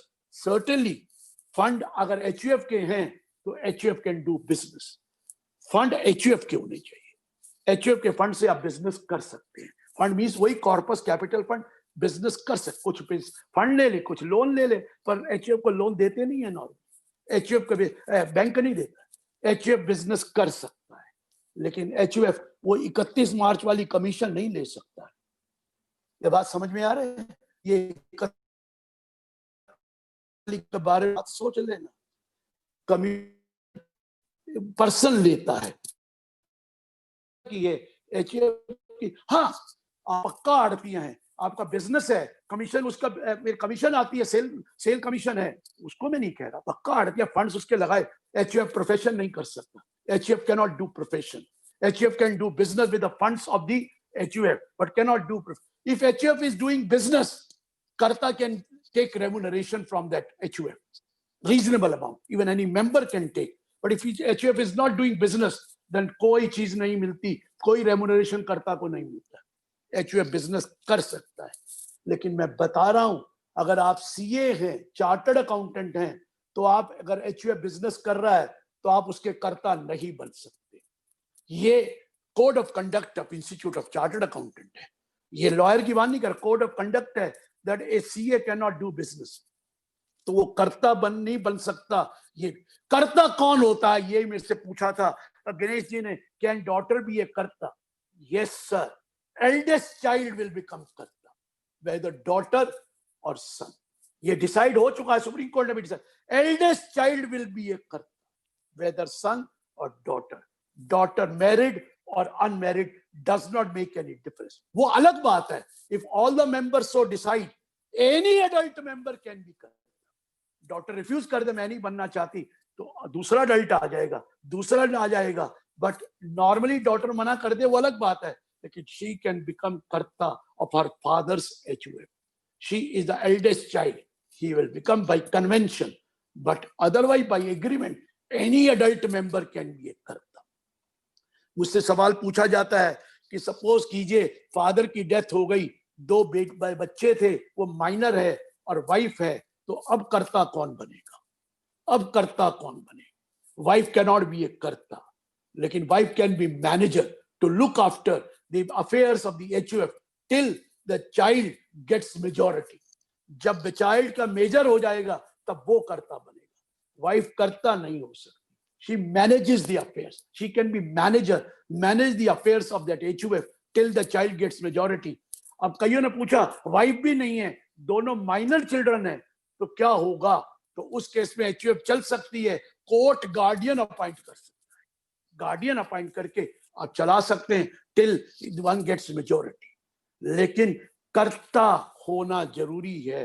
वो ठीक है, मैनेज कर सकते हैं तो कर्ता चाहे कुछ भी नहीं करता, कर्ता फिर भी करता ही होता है. एंड देन फिर सवाल पूछा जाता था, king is dead, long live the king. Karta is dead, long live the कर्ता.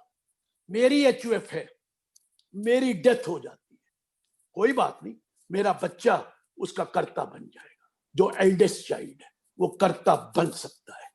King is dead, long live the कर्ता. तो HUF मरती नहीं है. HUF कंटिन्यू रहती है जब तक आप पार्टीशन ना कर दें या फिर एक ही मेंबर ना रह जाए. HUF कंटिन्यू करती है, कभी मरती नहीं. एक चीज और बता दूं, मैं अपने फादर की HUF का भी को पार्टनर हो सकता हूं, ग्रैंडफादर का भी हो सकता हूं, ग्रेट ग्रैंडफादर का भी हो सकता हूं, 4 जनरेशन. और मैं तीनों का कर्ता भी हो सकता हूं, चारों का. अगर और कोई चाइल्ड नहीं, मैं हो सकता हूं. मैं फादर की HUF का भी करता सकता हूं, अपने भी हो सकता हूं. फादर की डेथ हो गई, मैं करता बन सकता हूं, मैं एल्डेस्ट चाइल्ड हूं तो अपनी HUF का भी मैं करता हो सकता हूं, ग्रैंडफादर का भी हो सकता हूं. HUF मरती थोड़ी है. अगर उसमें 2 आदमी हैं, एक कम से कम को पार्टनर और एक मेंबर, HUF चलती रहेगी. एक मेंबर एक को पार्टनर, चलती रहेगी. आप अपनी HUF भी बना सकते हैं, फादर की HUF के भी हो सकते हैं. मेरा बेटा अपनी HUF भी बना सकता है, उसकी शादी हो जाए, उसका चाइल्ड हो जाए, वो अपनी HUF ले ले, कॉर्पस बना ले, HUF ले. वो मेरी HUF का भी को पार्टनर रहेगा, मैं अपने दादा की HUF का भी को पार्टनर रहेगा और अपनी HUF का भी को पार्टनर. ऐसा कोई दिक्कत नहीं है. कर्ता हो सकता है. मैंने बोला आपको, कर्ता normally bye convention eldest child है, लेकिन all the members so decide, कोई भी कर्ता हो सकता है. अब पार्टीशन में इक्वल पार्टीशन होता है बाय मीट्स एंड बाउंड. लेकिन रुकिए, if all the members so decide there can be uneven distribution also. लेकिन एक चीज सुन लीजिए, सेक्शन 171 सब सेक्शन 1 कहता है, if the HUF is hitherto assessed and a claim is made that a partition has taken place in the HUF, आपको inform करना होता है, AO को क्लेम करना होता है कि HUF का पार्टीशन हमने कर लिया है या कर रहे हैं. और फिर उस पे क्या लिखा है, AO shall issue notices to all the members to appear before him and then he passes the partition order. मैंने कभी देखा ही नहीं है. कुछ लोग तो आप ही इन्फॉर्म नहीं करते, करने के बाद AO कहता है ये क्या होता है पार्टीशन, हमें नहीं पता. वो पार्टीशन ही नहीं करता है. अब करवा लीजिए तो कहता है बड़े पढ़े लिखे आ गए, अदरवाइज मैंने करवाया एक बार, कहते ये पढ़े लिखे बहुत तंग करते, कौन सा ये तरीका है.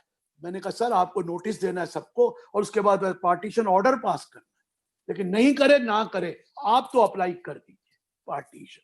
और पार्टीशन करके आप अनइवन कर सकते हैं if all the members so decide. Uneven करते हुए ध्यान रखना, माइनर का प्रॉब्लम आ जाती है. माइनर कल बड़ा होकर कह सकता है आपने मेरा शेयर कैसे दे दिया अनइवन डिस्ट्रीब्यूशन.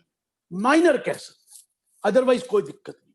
तो अगर माइनर नहीं है तो फिर तो आप अनइवन कर लीजिए. माइनर है तो माइनर वाला छोड़ दीजिए, जो उसका शेयर बनता है ऐड, तो बाकी तो कर लीजिए, अनइवन हो सकता है. लोग मुझसे पूछते हैं HUF बनाई क्यों जाती है. सर टैक्स है, टैक्स प्लानिंग है. आपको पता है कि सेपरेट SSC होगा, 2,50,000 पूरा माफ हो जाएगा. नेक्स्ट 2,50,000 5% टैक्स लगेगा, 5% टैक्स लगेगा. अदरवाइज आपकी इनकम होती तो 30% लगता. और मैं अगर ओल्ड स्कीम में जाता हूं तो नेक्स्ट 5,20,000 लगेगा और उसके ऊपर 30% लगेगा. नई स्कीम में जाता हूं तो फर्स्ट 2,50,000 नील, next 2,50,000 5%, next 2,50,000 10%, next 2,50,000 15%, next 2,50,000 20%, next 2,50,000 25%, next balance above 15 lakh 30%. तो इतनी सेविंग हो जाती है अगर HUF का अगर आप एक्यूमुलेट आप मतलब प्रॉफिट कमा रहे हैं तो एक सेपरेट एसएससी बन गया और उसका आपको स्लैब रेट का बेनिफिट मिल गया। लेकिन मैं हमेशा कहता हूं HUF में पैसा ज्यादा रखना नहीं चाहिए, हमेशा बाद में प्रॉब्लम आती है। अगर 10 लाख से ऊपर या 15 लाख से ऊपर इनकम आनी शुरू हो गई तो शेयर कर लीजिए, प्रॉफिट को बांट लीजिए आपस में, क्योंकि सेक्शन 10(2) कहता है share of A profit from HUF is fully exempt. Share of A profit from HUF is fully exempt. आप अनइवन डिस्ट्रीब्यूशन भी कर सकते हैं, लेकिन अनइवन करेंगे तो सारे मेंबर एग्री करें। लेकिन ये एक्यूमुलेटेड इनकम का नहीं होता है, करंट इनकम का। सेक्शन 210 करंट इनकम की बात करता है, कोई एक्यूमुलेटेड की थोड़ी करता है। Income of the year, income of the year. So current income आप डिस्ट्रीब्यूट कर सकते हैं। अगर आपका एग्रीमेंट नहीं है तो इक्वल रेशियो में, एग्रीमेंट है तो अनइवन भी कर सकते हैं। It is better to take away the money, क्योंकि 30% अगर HUF में ही देना है तो 30% उधर भी है। हाँ, कई बार सरचार्ज की वजह से हो, लेकिन HUF में आप पैसा डिस्ट्रीब्यूट कर ले तो अच्छा है। HUF की प्रॉपर्टी नॉर्मली अगर HUF के कर्ता के नाम या है वो बाद में बिकती बड़ी मुश्किल है, बहुत मुश्किल बिकती है। कहता है जी पता नहीं को कौन पार्सनर है कौन नहीं है, कल कोई खड़ा होकर कह दे कि मैं भी इसका राइट है, मेरा ये है। तो जरा HUF में प्रॉपर्टी कम ही रखनी चाहिए, और इनकम भी जितना पैसा आप एडवांटेज लेना चाहते हैं रख लीजिए। अदरवाइज तो HUF, मैंने आपको बोला HUF बिजनेस कर सकता है, लेकिन प्लीज ये तो बोल रहा हूं, चार्टर्ड अकाउंटेंट अगर सुन रहे हो तो प्लीज आप करता नहीं हो सकते उस HUF के अगर बिजनेस कर रहा है। कई लोग कहते हैं जी हम तो बिजनेस कर ही नहीं रहे, हम तो शेयर्स का कर रहे हैं। शेयर्स में कैपिटल इन्वेस्टमेंट अलाउड है, लेकिन अगर फ्यूचर एंड ऑप्शन किया तो बिजनेस है, वो बिजनेस है। आपके डिसिप्लिनरी एक्शन हो सकता है, मैं चार्टर्ड अकाउंटेंट को बोलूंगा, मुझे बार काउंसिल का नहीं पता, वो लॉयर्स बताएंगे कि कैन दे डू इट और नॉट। लेकिन HUF बिजनेस नहीं कर सकता है, पर वो नहीं कर सकता। अब HUF में कई बार 44AD भी लोग लेते हैं, लीजिए, मना कौन कर रहा है? फंड्स HUF के होने चाहिए, फंड्स HUF के। अगर फंड्स लगाकर काम करते हैं, क्या HUF पार्टनर हो सकता है? पार्टनरशिप हो सकता है थ्रू द कर्ता, लेकिन अगर उसको रेम्युनरेशन मिलती है तो वो HUF की नहीं मानी जाएगी। रसिकलाल की जजमेंट है, वो है कर्ता की मानी जाएगी, क्योंकि वो कर्ता की एफर्ट से आया, वो इंडिविजुअल मानी जाएगी। हाँ, इंटरेस्ट जो मिलता है वो HUF का माना जाए। So HUF can be a partner through कर्ता। Can HUF acquire share again through some member, through karta? Share ले सकते हैं through karta, through member, but not in their capacity as HUF। No, तो इसलिए कैन करते। सो HUF cannot do it. So HUF cannot give, HUF cannot make a gift. Now can HUF accept a gift?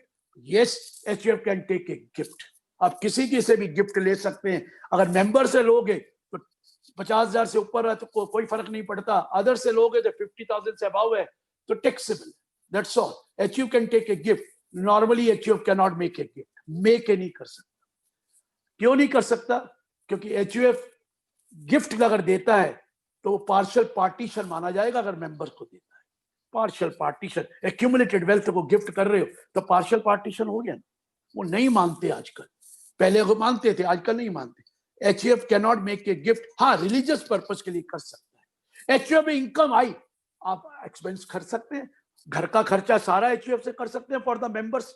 All the members so decide, you can spend the money after paying tax for the benefit of the family, for the benefit of the members, but उससे asset create नहीं कर सकते, asset की gift नहीं कर सकते, asset की gift नहीं कर सकते। करंट इनकम तो आप किसी को भी दे दीजिए, आप मेंबर्स को बांट लीजिए, 10-2 लगेगा, लेकिन HUF should not. Can HUF take loan? Definitely HUF can take loan, कोई प्रॉब्लम नहीं है। इंटरेस्ट दे सकता है, विदाउट इंटरेस्ट दे सकता है। HUF can also give loan but can not make a gift according to me, क्योंकि वो पार्शियल पार्टीशन कहते हैं। ये हो गया क्योंकि आपने मेंबर को कैसे गिफ्ट कर दिया। पहले होता था अनमैरिड डॉटर को गिफ्ट कर सकते थे शादी के लिए, अब अनमैरिड हो या मैरिड हो, डॉटर इज ऑल्सो ए को partner, she has the same right as that of a son, so therefore there is nothing like that. HUF can gift नहीं होनी चाहिए। और भी कई क्वेश्चंस हैं, बट मैं ये चाहता हूं, अब आपके सवाल ले, बहुत सवाल होंगे, तो मैं और भी कोई पॉइंट अगर रह गया होगा तो मैं दोबारा टेकअप कर लूंगा. But you can now start asking question, as many question as you want. I have absolutely no problem. पूछ लीजिए जितने क्वेश्चन आपने पूछने हैं इसमें. चलिए सर, जो भी. हाँ जी, क्वेश्चंस लीजिए.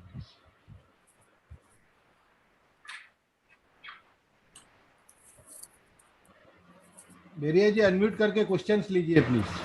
लीजिए सर. हाँ सर, काफी सारे क्वेश्चंस आए हैं. वो नहीं, अगर आप कहें तो मैं चैट से मैं ले सकता हूँ डायरेक्ट. नहीं सर, काफी यूट्यूब पे भी बहुत सारे आए हैं. अच्छा चलिए. हाँ, बोलिए. एक आएंगे सर, इसमें तो क्वेश्चन. हाँ, इनफैक्ट अभी ऐसे लगता है कि आपको एक बार और बुला के खाली क्वेश्चन आंसर सेशन करना. नहीं तो आप जितने पूछ सकते हैं पूछ लीजिए सर. हाँ करते हैं. एक मिनट, मैं ही स्टार्ट करता हूँ जब तक बेरिया जी. बोलिए. A father has two sons. The father activated HUF after 30 years, somewhere around 1990. In a gift. Father क्या किया उसने? 1990 के करीब एक गिफ्ट मिला रिलेटिव से, उसने HUF शुरू किया. ठीक है. 2 सन के साथ. हाँ. The elder son refused to be part of the HUF and made a release deed. No partition deed was made. As he was living. Release deed कर सकते हैं. Safety the HUF, no problem. As he was. आप नहीं निकाल सकते, वो अपने आप जा सकता है. You cannot throw any child out. The child by birth gets into the HUF. आप ये उसको नहीं निकाल सकते. कपूत हो या सपूत हो, आप कुछ नहीं कर सकते. वो खुद जाना चाहता है, मोस्ट वेलकम, वो जा सकता है. रेलिंक्विश कर दे, HUF को दे दे और चला जाए, नो प्रॉब्लम. उसके बाद क्वेरी मेन ये है कि पिताजी के गुजरने के बाद the younger son became the कर्ता. Should that कर्ता take a confirmation from the elder son? नहीं, जब वो रेलिंक्विश कर चुका है तो फिर क्या दिक्कत है? If he has already relinquished the property to the HUF, then no problem. Yes. He has left his right. There is no need to come back. No. अच्छा, दूसरा. चलिए सर, नेक्स्ट. हाँ सर, दूसरा. How the कर्ता of HUF can be changed in the PAN? वो तो ठीक है, रूटीन प्रोसीजर. चेंज तो वो पैन का काम है, फॉर्मेलिटी ये कर दीजिए. पैन में कर्ता का नाम थोड़ी होता है, पैन में तो HUF होता है, वो तो आप इन्फॉर्म करना है. Right. Let us know in what ratio members of bigger HUF are entitled to receive their share on partition. What is bigger or up smaller? To 4 degrees. There is no question of bigger or smaller. HUF is HUF. And I've told you, equal right per stripe per capita. Per stripe means पहले अपने वो और उसके नीचे फिर उसके children and grandchildren. दूसरे पे आते हैं sir. Please share your views on right of partition by a daughter married to a Muslim person and converted. If she gets the property and her how the if property. If she is converted, she no more remains the she doesn't remain the Hindu. She doesn't remain Hindu if she is converted into. Right. If she is converted, she will not remain Hindu. But since she was at that time she was there. She can get the share or that, but she cannot now. She doesn't remain Hindu according to me, civil law. According to me, she is no more the member of that HUF. So according to me, whether she can, her children can inherit the property of the. Yes, देखिए मैंने आपको बोला हर children कौन से हैं? Are they Hindu now? If both are Muslim, the children are also Muslim. Yes. अच्छा, if the mother is a stepmother, then class 1 or any other class? No, mother class 1 में नहीं आती, step mother. वो उसमें आती है, मैंने बताया था एंट्री में, वो जो क्लास 2 के भी नीचे नंबर है, 5वीं 6वीं एंट्री में. No step mother, no, she doesn't be there. No, she's not. In case of a predeceased child, the mother is also a legal heir, class 1. Would the mother of the child get a share of the child? मैंने बोला उस wife को मिलता है जिसकी HUF है. बाकी तो वो सक्सेशन एक्ट लगता है. अगर HUF में अगर मैं पार्टीशन करता हूं तो मेरी वाइफ मेरी HUF है तो मेरी वाइफ को मिलेगा. अगर मेरे बेटे की HUF है तो मदर को थोड़ी मिलेगा. मदर तो उसमें थी नहीं को पार्टनर, मेरी वाइफ को मिलेगा ना. मदर तो मेरे बेटे की HUF में मदर थोड़ी को पार्टनर हो सकती है. मेरी HUF में मेरी वाइफ को पार्टनर. और मेरी डेथ हो गई तो मेरा बेटा है, बेटा कर्ता बन गया, लेकिन मेरी बीवी तो है ना वहां पर. वो तो को पार्टनर है ना, जब तक वो अलाइव है, इसलिए कह रहा हूँ। Married daughter can be karta of father's HUF when मैंने she is कह the दिया। only child. हाँ. हाँ ठीक है, without even if not A only child, eldest child can be a karta of the father. Whether HUF can be found by a joint family governed by Daya Bhaga School of Law. दया बागा में HUF होता है, लेकिन वो चीज है, एक चीज बता दूं, केरला में एचयूएफ एक्ट खत्म हो गया। केरला में कोई हिंदू अनडिवाइडेड फैमिली वाला कॉन्सेप्ट नहीं रहा आफ्टर 1976, पहले था, केरला में नहीं है। और असम एंड बंगाल में दया बागा लॉ है। दया बागा में करता फादर को फुल राइट होता है जब तक उसकी डेथ ना हो, भाई इतना ही फर्क है, बाकी तो एचयूएफ है, but father has a full right to take any action he wants to do. Please share your मुझे ज्यादा views. दया बागा में पूछना, मिताक्षरा ज्यादा आता है। हाँ चलिए Sir, kindly elaborate on the creation of corpus of HUF. क्या एलॉबरेट करना है? गणेश जी ने भी कहा था हाँ. कि विल से ले लीजिए या गिफ्ट करा लीजिए, यही कॉर्पस क्रिएट होगा। नहीं तो फिर कोई बिल करके लिख दे, उसका दो ही तरीके हैं, या फिर मेंबर से ले लीजिए, और कोई तरीका नहीं कॉर्पस क्रिएट करने का। Death of karta of HUF, only major son and wife remain, but No major son becomes NRI. Then what is the same? Sir NRI बनने से ये तो कुछ नहीं होता, करता एनआरआई हो सकता है, ऐसा कोई रेजिडेंट नहीं लिखा। वो तो होता है कंट्रोल कौन कर रहा है। अगर कंट्रोल कर रहा है, एचयूएफ पहले होता है इफ होली और partially controlled from India, HUF is a resident in India. वो तो इसलिए कॉन्सेप्ट होता है, HUF can be non resident if it is Holi control from outside India, बस यही है। तो करता क्यों नहीं हो सकता नॉन रेजिडेंट? हो सकता है। सर, एक अभी आपने जैसे बोला कि भाई दादा पोते को दादा की प्रॉपर्टी में हिस्सा नहीं है, नहीं है, वही बोला कि बचपन से तो हम यही सुनते आते हैं कि पोते को दादा की प्रॉपर्टी में हिस्सा रहता है। ये सुनते ही थे ना सर, सुनने में क्या है, एचयूएफ में है, एचयूएफ में है, क्योंकि तो डिसाइड हो चुका चतर सेन की जजमेंट में, they get in their individual capacity. बेटे का बेटा आएगा ही नहीं जब तक बेटा डिजीज ना हो जाए, नहीं आएगा। और बेटे का बेटा अपने बाप से भी नहीं मांग सकता, वो तो उसको इंडिविजुअल कैपेसिटी में मिलेगा, नहीं आ सकता। यही तो कई चीजें सुनते रहते हैं हम, मिथ तो कई बार चलती है। Can interest free loan be given to HUF? You can take a interest loan, no problem, कोई दिक्कत नहीं, दे भी सकते हैं, ले भी सकते हैं।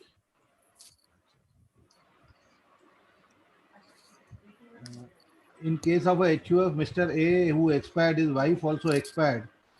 Can the HUF continued with Mr. B who is son of her as the karta, and do we need a partition of HUF as the B has his own HUF? B की wife है, B की wife, B के कोई बच्चा है। हाँ sir, तो उसकी खुद की HUF भी चालू है ना, उसकी HUF भी चालू है, उसकी अलग से HUF भी चालू है। कोई बात नहीं, हाँ, मैंने कहा ना एचयूएफ कभी मरती नहीं है, हाँ, जब तक आप पार्टीशन ना कर लो। हाँ जी।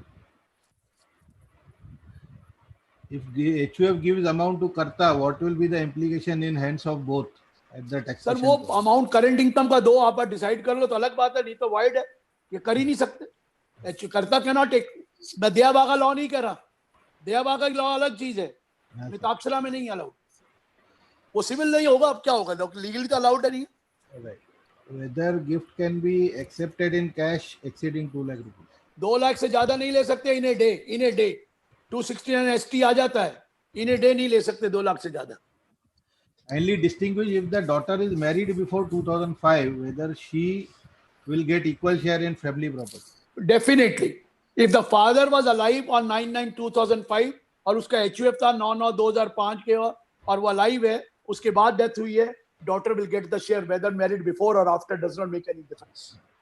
वही तो लोग कह रहे हैं सर, इसका मतलब ये है मेरी बहन शेयर लेके जाएगी जब भी पार्टीशन होगा। तो मैंने कहा रोता क्यों है, तेरी बीवी लेके भी तो आएगी। अरे तेरी भाई अगर बहन ले गई तो बीवी लेके भी आएगी। फिर पता क्या कहने लगा, सर बीवी तो एक है, बहन मेरी 2 हैं, अब मैं ये नहीं कर सकता कुछ भी, दोनों बहनें लेके जाएगी, ये मैं नहीं कुछ कर सकता सर। लेकिन हक पूरा है बहन का आपकी फादर की प्रॉपर्टी में, अब वो जमाने चले गए HUF में, पूरा हक। Yes, sir. If a son has a HUF, can the father form a new HUF? Father This is a reverse HUF. Father की अपनी एचयूएफ बन सकती है अगर उसका बेटा है, और फादर का अपने कॉर्पस लेके बना सकता है, क्या बात है, क्यों ही नहीं बना सकता। लेकिन ये नहीं हो सकता, फादर के 3 बेटे हैं तो फादर एक सन के साथ एक बना ले, दूसरे सन के साथ दूसरी बना ले, तीसरे सन के साथ तीसरी बना ले, ऐसा कोई सिस्टम नहीं। एचयूएफ क्रिएट नहीं होती, इट इज बाय लॉ। आप अपनी एक्ट ऑफ पार्टी नहीं कर सकते। मैंने कईयों को देखा है, 3 सन है, एक्स वाई जेड, उसने क्या किया, father X 1 HUF, father Y 2nd HUF, father Z 3rd HUF. मैंने कहा महान है आप, और इनकम टैक्स भी महान है जो आपका कर देता है, पता नहीं कैसे कर देते हैं, उनको भी नहीं पता ना कि क्या है, चले जा रहा है, अदरवाइज ये कोई मतलब ही नहीं है, बाय बर्थ वो आता है। चलिए, Status of a co-partner of sons, daughters, children. हाँ जी, पार्ट में बेटी के बच्चों का क्या स्टेटस है? मैंने आपको बताया ना, बेटे का जो अगर को पार्टनर है तो बेटी का बेटा और बेटी की बेटे का बेटी दोनों को पार्टनर, उनको सेम राइट मिलेगा, जो बेटे का शेयर आएगा उसमें आपस में दोनों बांटे, बेटे का बेटा और बेटे का बेटी, क्योंकि को पार्टनर वो जो बेटी जो है वो को पार्टनर की डॉटर है, तो वो बनेगा। तभी तो मैंने एग्जांपल दी थी, बेटे का बेटा और बेटी दोनों को पार्टनर हैं और उसको शेयर मिलेगा अपने फादर की एचयूएफ में, ग्रैंडफादर की एचयूएफ में। जब पार्टीशन होगा बेटे को मिलेगा, बेटे का आगे बढ़ जाएगा।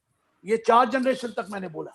राइट साइड में डॉटर है, मैंने कहा उधर मेरा व्यू ये है, राइट साइड में डॉटर है, और daughter children will become co partner of father's HUF, their father HUF. Can CA do a trading in shares in HUF? Sir trading नहीं कर सकता सीए, इंस्टीट्यूट अलाउ नहीं करता है। हमें कोई दिक्कत थोड़ी है, डिस्प्लिनरी एक्शन हो जाएगा। शेयर क्या, मैं कह रहा हूँ एफओ का बिजनेस कर रहे हैं कई लोग, करते रहो, जब फंस जाओगे तो मुझे मत कहना। No, not allowed. Girish ji, हाँ जी, क्वेश्चन। हाँ जी, हाँ, there can be reunion. Yes, there can be reunion after partition, there can be reunion, पर बहुत रेयर होता है sir. Form an HUF again. Sir बहुत रेयर होता है रीयूनियन, बहुत रेयर हो। लड़ाई हो गई तो फिर रीयूनियन क्या करनी है, उससे करके क्या, रीयूनियन करना आसान नहीं होता सर, लेकिन लॉ प्रोवाइड करता है, एकेडमिकली पॉसिबल है। There can be reunion after partition, you can reunite, yes possible है। लेकिन रीयूनियन में भी 2 को पार्टनर होने चाहिए, and they should be to the original partition. Possible है सर, दिनेश जी, पॉसिबल है। Yes. Doctor is a karta of his own HUF. Can he run a clinical research business in the HUF? देखिए, business, clinical business, जो clinic होता है जरूरी नहीं है profession है, वो बिजनेस भी हो सकता है। Clinic can be a business also, अगर professional clinic can be business also. अगर वो उसमें सिर्फ डॉक्टर ही 1-2, तब तो वो तो डॉक्टर हुए, फिर तो प्रोफेशन हो गया, फिर तो नहीं होगा। अगर करता डॉक्टर नहीं है और एक क्लिनिक चला रहे हैं, उसमें बिजनेस है, क्लिनिक में तो पेशेंट आते हैं, दवाइयां बिकती ये है, तो कोई दिक्कत नहीं, वो डॉक्टर रखे हुए हैं, बिजनेस तो। If there is only one co-partner remaining, whether HUF will cease to exist? Member है कि नहीं कोई और साथ? कोई नहीं है सर, अकेला बचा है। नहीं तो फिर वो खत्म होगी पार्ट एक्चुअली। अच्छा, if the eldest son dies, son of eldest son will become karta or the brother will be the karta? Who is the eldest child of the family? उस फैमिली में ब्रदर भी तो है। हाँ, brother है, बनेगा, brother है उसका, ब्रदर बनेगा जो एल्डेस्ट है, उसका नंबर था, उसके बाद छोटे भाई का नंबर आएगा, उसके बेटे के बेटे का कैसे आएगा? उसकी एचयूएफ थोड़ी है, मतलब दादा की एचयूएफ है, दादा की एचयूएफ में बेटे का बेटा बाद में आएगा। अगर भाई है तो भाई आ जाएगा, बहन है तो बहन आ जाएगी। फादर और बेटी दोनों सीए है, अभी करता कौन बने? मैं क्या करूं सर, सीए आपने करी है तो बिजनेस मत करो, अदर देन बिजनेस कर लो, या फिर ऐसे करो, मैनेजर रख के इंस्टीट्यूट को इन्फॉर्म कर दो, और इंस्टीट्यूट अगर आप परमिशन दे दे तो कर लो, अदरवाइज मैं क्या करूं, ये तो मैं कुछ नहीं कर सकता सर, मेरे हाथ में नहीं है। सीए आपने करी है और फिर आप बेनिफिट भी लेना चाहते हो एचयूएफ का, तो बिजनेस मत करो, that's all. Can HUF take commission? मैंने बोला ना, अगर आपका बिजनेस है, सेल की एजेंसी ले रखी है, उसका है तो ठीक है, वो 31 मार्च वाला कमीशन नहीं, समझ गए ना मेरा मतलब? हाँ सर। वो जो बोगस एंट्रियां लेते हैं वो कमीशन नहीं ले सकती एचयूएफ। अच्छा sir, if all the members of HUF are NRIs, then what is the status? फिर क्या हुआ, एचयूएफ नॉन रेजिडेंट हो जाएगी यार, एचयूएफ तो रहेगी, नॉन रेजिडेंट एचयूएफ हो जाएगी। Can HUF do business of trading, manufacturing, or providing services which do not Anything come they under can profession? do other than profession, but there should be funds of HUF. HUF के fund से होगा. Funding must be from HUF and not from others. हाँ, loan ले लीजिए, अलग बात है साथ में. Is it possible to buy a property by HUF in partnership with his friends? आपका पार्टनरशिप में क्या मतलब? पहले तो भैया तीन जन और है और मेरी जगह में HUF का नाम डालता हूँ. वो तो आप को ऑथर हो सकता भाई, को ओनर तो हो ही सकते हो ना. हाँ. को ओनर 1/4 शेयर क्या ले लो. को ओनरशिप मुझे क्या फायदा, झगड़े तो होते रहेंगे बाद में. बिकेगी नहीं प्रॉपर्टी, जो इतना ज्यादा होगा वो कहेगा ये इसका राइट है, इसका राइट है. वो मना तो कोई है नहीं, मना तो है नहीं. करता अपने नाम पे भी आधी प्रॉपर्टी ले सकता है, आधी HUF के नाम ले सकता है. क्यों नहीं ले सकता? फंड लगने कर लो, HUF के फंड लगा ले और करता अपना लगा ले. दोनों नाम को ओनर हो सकते हैं. मना थोड़ी है को ओनर होना. शेयर डिफाइन कर दीजिए. सर सीए अगर COP नहीं लिया है तो ट्रेडिंग कर सकता है. फिर तो कुछ भी कर सकता है यार.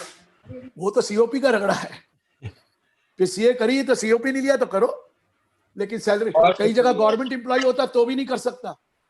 ये भी नोट कर लेना, गवर्नमेंट एम्प्लॉय भी बिजनेस नहीं कर सकता. Can we have a 3% stamp duty by recording gift by check in a document titled record of gift? I have not understood the questions. Sir मैंने एक चेक गिफ्ट दिया है समझिए भाई को. हाँ, तो मैंने स्टैम्प ड्यूटी नहीं भरा. स्टैम्प ड्यूटी होती ही नहीं गिफ्ट में, इमूवेबल प्रॉपर्टी में होती है. हाँ, नहीं तो क्यों कई बार वो इसमें महाराष्ट्र में लोग ये करते हैं. सर इमूवेबल प्रॉपर्टी में होती है, बाकी स्टैम्प एक्ट वहां का हो. मूवेबल प्रॉपर्टी में आप डिलीवरी दे दो तो कोई दिक्कत नहीं है. वो महाराष्ट्र में मूवेबल प्रॉपर्टी 3% की बातें करते हैं. मुझे मालूम है कि वो कहते हैं जी मूवेबल प्रॉपर्टी में 3% होगा, लेकिन डिलीवरी दे दी. वहां पर भी बड़ा कंफ्यूजन है सर कि मैंने अगर श्रम सेल करी है, मूवेबल प्रॉपर्टी दी है, वहां तो GST पे कर दिया. अगर GST पे कर दिया तो फिर स्टैम्प ड्यूटी लगेगी नहीं लगेगी, अभी तक यही क्लियरिटी नहीं. क्योंकि स्टैम्प ड्यूटी दे दो इमूवेबल प्रॉपर्टी में तो GST लगता नहीं. इधर क्या होगा? GST ये इश्यूज बड़े क्वेश्चनेबल है सर. और स्टेट गवर्नमेंट का लॉ स्टेट गवर्नमेंट वाले ज्यादा जानते हैं, मुझसे ना पूछे तो अच्छा है. अच्छा सर, ये whether documentary evidence is needed for partition or book entries will suffice? यार एक MOU बना लो, क्योंकि कल लड़ाई ना हो. एक MOU बना के साइन कर दे सारे. कोई प्लेन पेपर में भी MOU बन जाता है. वोकल वर्बल भी हो सकता है, लेकिन बाद में डिस्प्यूट ना हो जाए, इसलिए always better to have MOU, put signature of all the co-partners, the matter is over. Okay, I think we will take one last query. Whether their mother and daughter, so daughter will be the karta, right? Agar on the death of the karta, Daughter can become co-partner. Daughter can become karta. daughter can become karta, no? Correct. Sir section 6 में मेरे मरने के बाद मेरी बेटियां ही को-पार्टनर बननी है. मेरा तो बेटा ही नहीं. लेकिन एक चीज आपको बड़ी इंटरेस्टिंग सुनाऊं. मुझे भी नहीं पता था कि बेटियों के साथ HUF नहीं होती. 2005 से पहले की बात है. मैंने बना ली और बनाकर मैंने असेसमेंट भी कराता रहा 30 साल. फिर मैंने किसी को बताया नहीं. और जब 10 साल निकल गए अब मैं सबको बताऊं मेरी बेटियों के साथ HUF थी पुरानी, 1970 से थी. लेकिन अदरवाइज बेटियों के साथ HUF तो 2005 के बाद ही बन सकती थी. पहले तो बन ही नहीं सकती थी. अरे मेरे तो बेटियां ही हैं, मेरे तो बेटा ही नहीं था. लेकिन अब तो मेरी HUF है और मेरी बेटियां को-पार्टनर रहेंगी, कोई प्रॉब्लम नहीं है. हाँ जी. सर कई एक छोटा सा टेक्निकल क्वेरी है कि कई बार कंपनियां बोलती है कि we can not deal with employees. तो अगर वो एम्प्लॉय HUF बना के उससे डील करना चाहे, HUF से नॉर्मली लोग डील नहीं करना चाहते. बैंक तो देते ही नहीं है लोन. HUF से नॉर्मली लोग डील नहीं करते, क्योंकि उसमें कोई भी खड़ा होकर कह सकता है मैं को-पार्टनर हूं या मैं मेंबर था. कोई भी खड़ा होकर कह दे और बाद में कोई पता लगे, क्योंकि child in the वूम is also the member. वो पैदा होते ही अगर लाइव चाइल्ड हो गया तो उसको भी तो राइट पूरा है. चाइल्ड इन द वूम अगर स्टिल हुआ तो नहीं, पैदा अगर जिंदा हो गया तो उसकी तो राइट है. आपने कर दिया, बाद में वो पैदा हो गया, क्या करेंगे? तो इसलिए डील नहीं करना चाहता HUF. कभी लोन नहीं मिलता HUF को बैंक से, देते ही नहीं. सर गिरीश जी, हाँ जी. Section 6 recognizes only two modes of partition. हाँ जी भाई, थ्रू मोड ऑफ पार्टीशन का मतलब सक्सेशन और सर्वाइवरशिप है ना. Yes, मोस्टली that- अब सक्सेशन ही है. नए लॉ में सक्सेशन ही है, सर्वाइवरशिप तो खत्म ही हो गया क्योंकि एक फीमेल रिलेटिव भी है तो उससे सक्सेशन है. What I'm asking is कि 2005 के बाद अगर पार्टीशन करना है HUF का तो ओरल पार्टीशन हो सकता है कि नहीं हो सकता? देखिए मेरे को एक चीज बताइए, लॉ में लिखा है कि HUF इज इधर to assessed, a claim has to be made कि मेरी HUF का पार्टीशन हुआ, तो लिख के तो दोगे. और लिख के तो दोगे कि ये पार्टीशन हुआ, वो आपको बुलाएगा और बुलाकर फिर आप पार्टीशन ऑर्डर पास करेगा, तो राइटिंग में तो आ ही जाएगा ऑर्डर. एफिडेविट्स दे देंगे लोगों के, और क्या. हाँ दे दीजिए. ठीक है सर, अभी एक लास्ट क्वेरी है कि अगर एक मदर है और दो बेटियां हैं और बेटियां कर्ता बनना नहीं चाहती है तो क्या बोले? पार्टीशन कर ले, खत्म हो जाए. नहीं बनना चाहती, पार्टीशन कर ले. अब क्या करें हम? HUF को पार्टीशन कर लें, खत्म करें. Thank you, sir. Thank you for giving reply to all the queries. I would now request our chairman Ganesh Purohit ji to give his closing remarks. Thank you, Vijay ji. Girish ji has given a very lucid deliberation, and as I said in the beginning, he deliberates like a teacher. So he tells you the finer points of each and every issue in his own style, and then he makes you understand that what is the fine line of distinction between each issue. That is the beauty of Girish ji's deliberation. I don't think there is any further is required to be added, except one thing, that one question was asked that after partition, can you, it can be done by reunion by the partial co-partners. They can reform the HUF and there should be no problem, no gift tax, no income tax will be was attracted in that. But as Girish ji has said, that is very, very rare. Normally there is partition because of the dispute, and it is well known that the 60% of civil litigation is between siblings in respect of properties. Correct. Very right. And it is really very difficult to reform an HUF by way of reunion. I would think I will convey my thanks to the organizers for giving me this opportunity to be chairman with a learned speaker like Girish Ahuja ji. And I don't know whether Girish ji remembers me or not, but we had so many interactions with him. Sir मैं बिल्कुल remember कर रहा हूँ sir, ऐसी बात नहीं है, ऐसा बिल्कुल नहीं है. हाँ जी. So my thanks to Girish ji and thanks to the organizers and all the associated organizations with this web. Thank you. For going for vote of thanks, I हाँ would ji like. Kamlesh ji. Thank you, sir. Before going for vote of thanks, I would like to welcome past veterans of AFTP, Jagdish ji, Nankani ji, and Premlata madam. Welcome. अच्छा प्रेमलता जी भी हैं. Okay. Thank you sir. Ma'am good afternoon. Ma'am good afternoon. Good afternoon sir. इन्होंने मेरे को mute कर रखा था. Madam अभी वो हमारा आपको मालूम है रूल. आप को म्यूट कर दोगे तो कैसे होगा सर? सर अभी now I request ये सीनियर एडवोकेट को म्यूट कर देते हैं. बताइए. विजय जी एक बात बताना चाहती हूँ, सिर्फ 2 लाइन बोलना चाहती हूँ. बोलिए सर. बोलिए. गुरु गोविंद दोनों खड़े, अरे आए एक तरफ गिरीश जी खड़े, एक तरफ ऊपर भगवान खड़े, किसके लागू पाए? बलिहारी की जो टेक्स्ट की वो बताए. मैडम इतना मत चढ़ा दो कि मैं कहीं नीचे ना उतरूं. Thank you very much. So I now request CA Asim Jafar ji from Varanasi to propose a vote of thanks. Thank you, Vijay ji. A very good afternoon to all.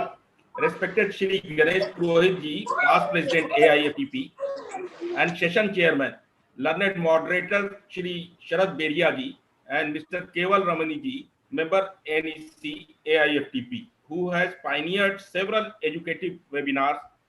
All respected seniors of AIFTP and fellow professionals in the taxation profession all over the country.